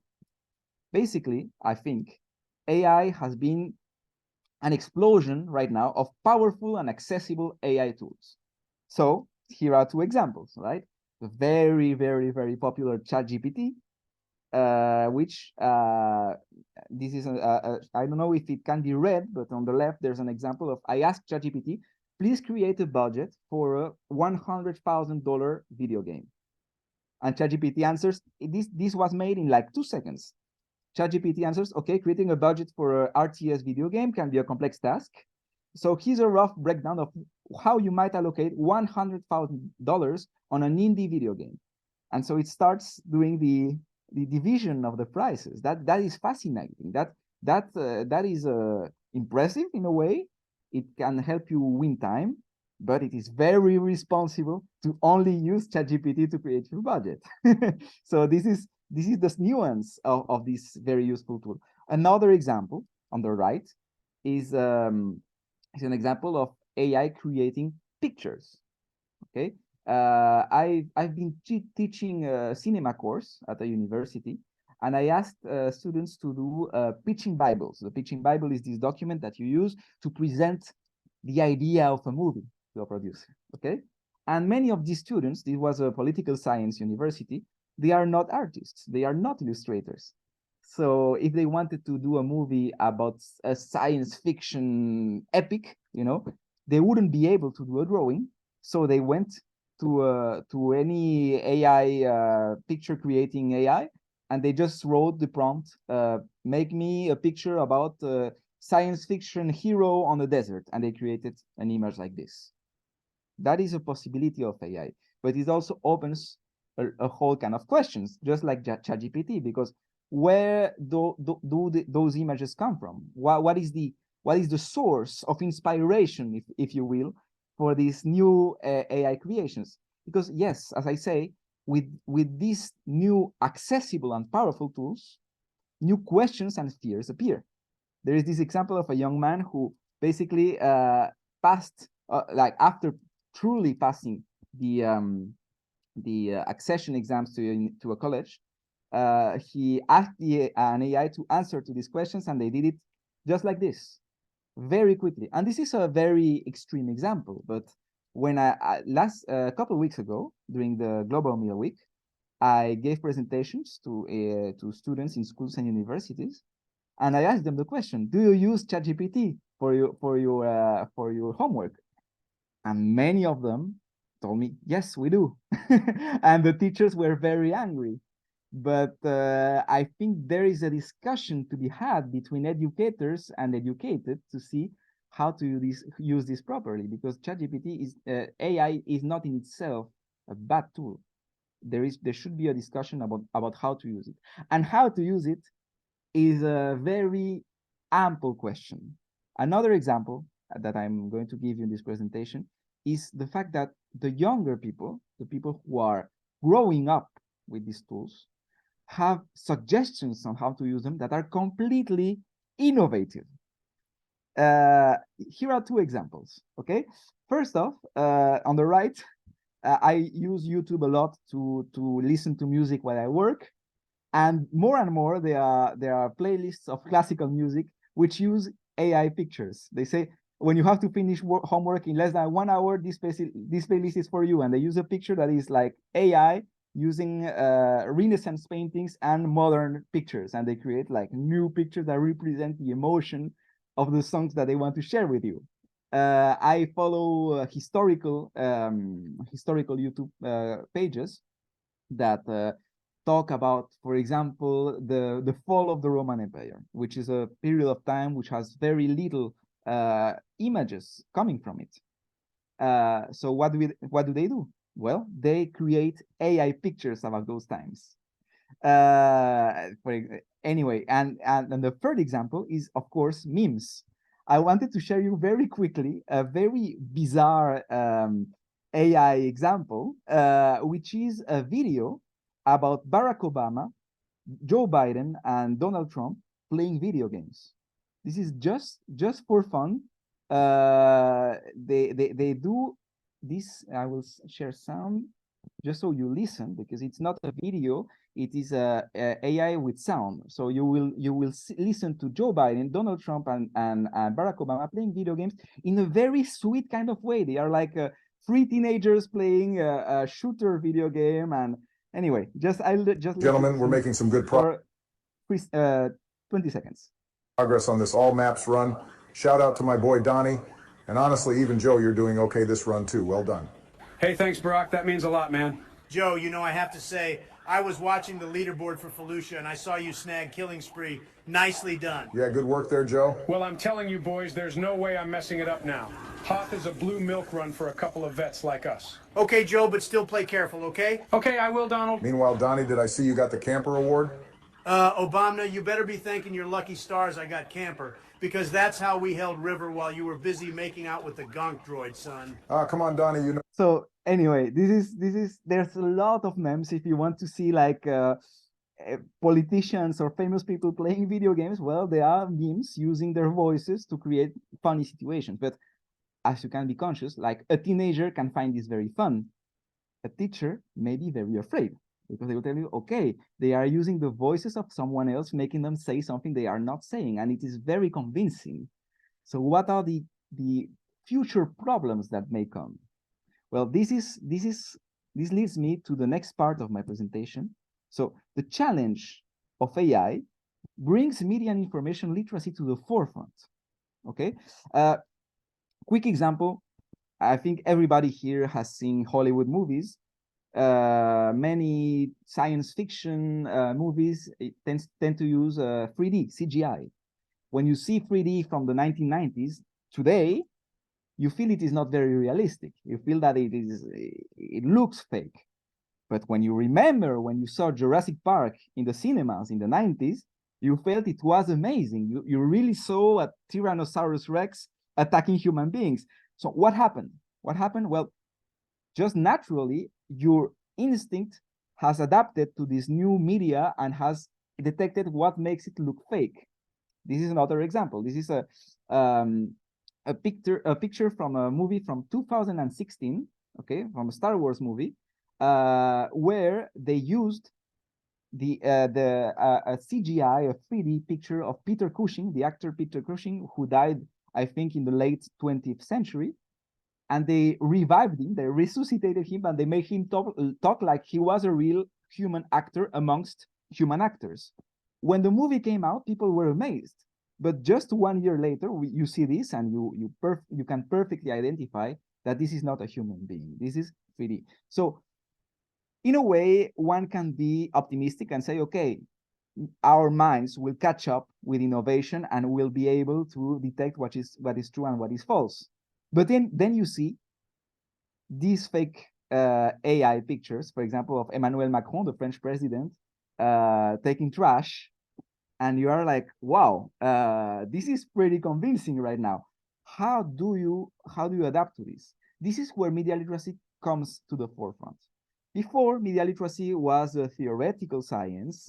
People taught it in the classrooms very peripherically. But I think now that the media are evolving every year, every month, every week, there are new social media, there are new algorithms, there are new softwares.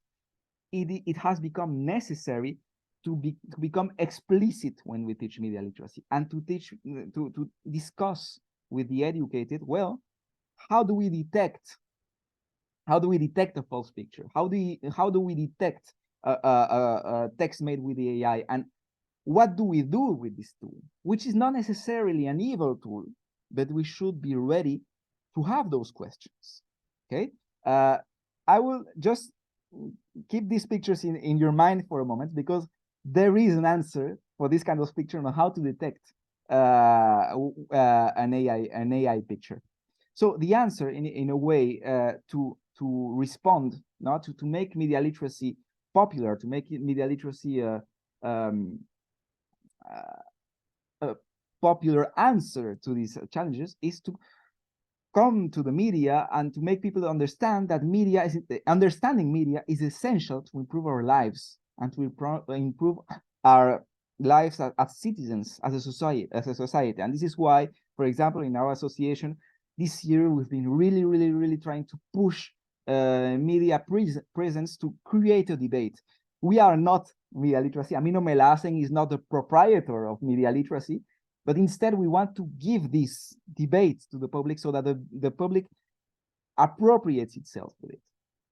So returning to how to identify AI pictures and true pictures, do you remember this picture with Macron? Well, there is a very simple way to detect that this picture is fake.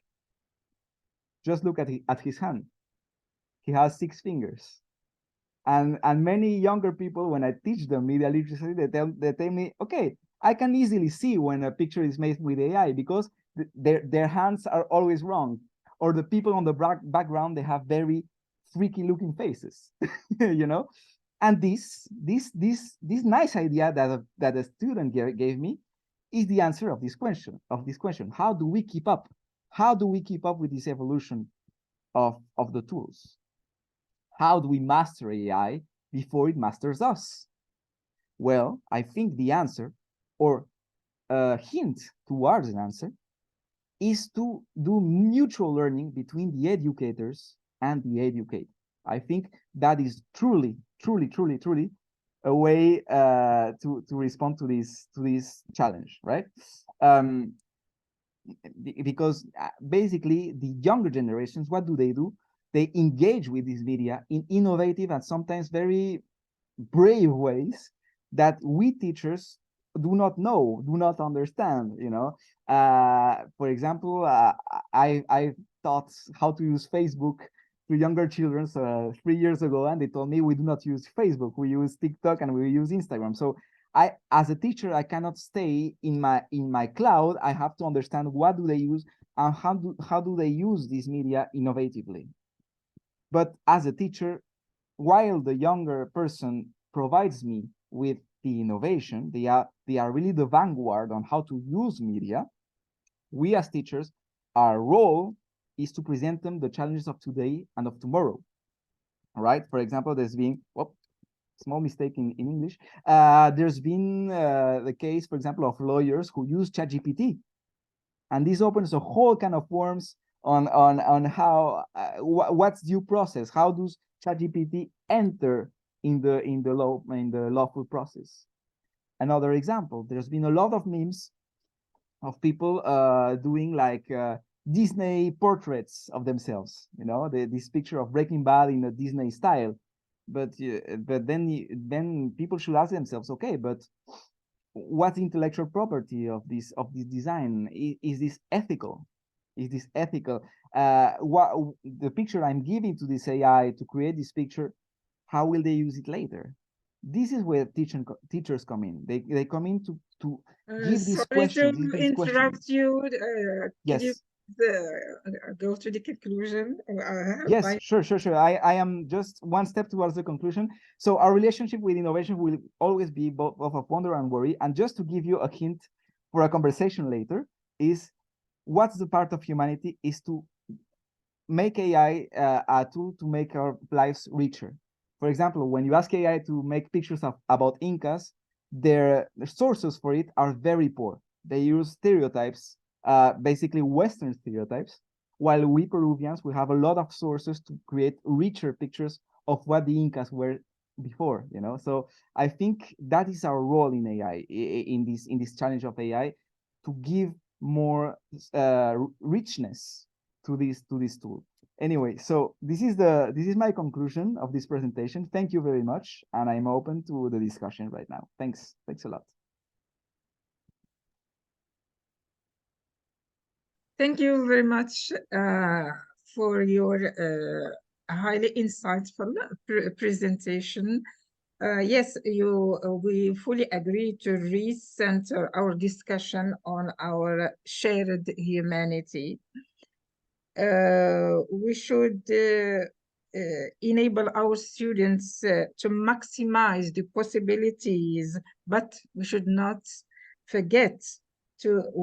neglect the fears, because with these fears, we help them to minimize the threats. True, we should listen to youth, and Sherry would fully agree. It goes in line with what she said.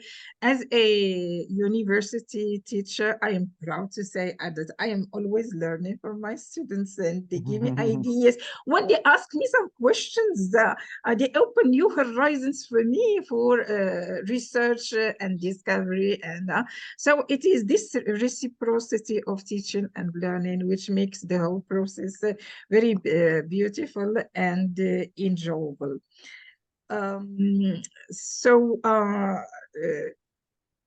I think that we have bypassed our time. If you have any questions or you want to interact, otherwise I will. Tricia, this I is will me. ask. Yes, please. Could you please give us? If you don't have any remarks, please go to concluding remarks. But if you have any questions, please. So before any sort of concluding remark, because we are all talking about artificial intelligence, and since Manuel has been showing some very interesting images from AI, so I like to also share, with your permission, when I put in the prompt. This is when I put in the prompt for a group of men and women professors discussing media and information literacy on a Zoom website, on a Zoom webinar, and this is what they gave me. So this is from Adobe Firefly. As a, well, you can see, as Manuel said, that the hands are a bit weird and everything is slightly weird, but it's getting there. So just something funny to share with everybody before we end. I have something to say about this. Could you share the picture again? Okay, 1 second.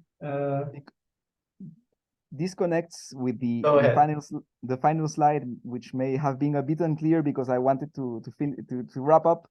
This picture shows also a lot of stereotypes. Why is the person in the middle a man, an older man? Why are the women on the background? You know. It's true. We haven't gone into a gender bias in algorithm yet, so that's a whole nother discussion that we can have. AI has a very poor vision of how society works, how pictures should be created, and this is why we should enrich our vision. This is an opportunity to say, okay, maybe our visions of reality are a little bit limited, and this is an opportunity to question them, you know. Exactly. Yeah, in fact, they are reproducing the biases of because they are created by human beings, so they are reproducing the biases, and this is a particular point to pay attention to and to sensitize learners to. Well, I would like to thank you very much, all of you. It was such insightful discussion. And we have to keep the discussion in other events because this is the timely topic. Thank you so much. Many thanks to UNESCO and to Dr. Ming for participating with us. I hope to see you in other events and activities. Dr. Ming, concluding words? So thank you very much for everyone. UNESCO, from speaking on behalf of UNESCO, we just like to share that we are very much engaged on the issue of AI from a multidisciplinary perspective. And very soon we will be publishing a new policy paper on artificial intelligence and MIL. For those who are interested, of course, feel free to contact us. We will be happy to share that policy brief whenever it's ready. And all the information are only made possible with the collective interaction and cooperation among different researchers and different practitioners, such as yourself. So we very much look forward to this kind of engagement here, online, physically, in person, or from anywhere that you think may be possible using an avatar. So back to you, Dr. Tricia, and much appreciation for you and your team, as well as all the speakers today. Back to you. Thank you, Dr. Ming. Thank you to all the distinguished speakers. With this, we close this international e-seminars. Looking forward to seeing you in other events. Bye-bye. Thanks a lot. Thank you.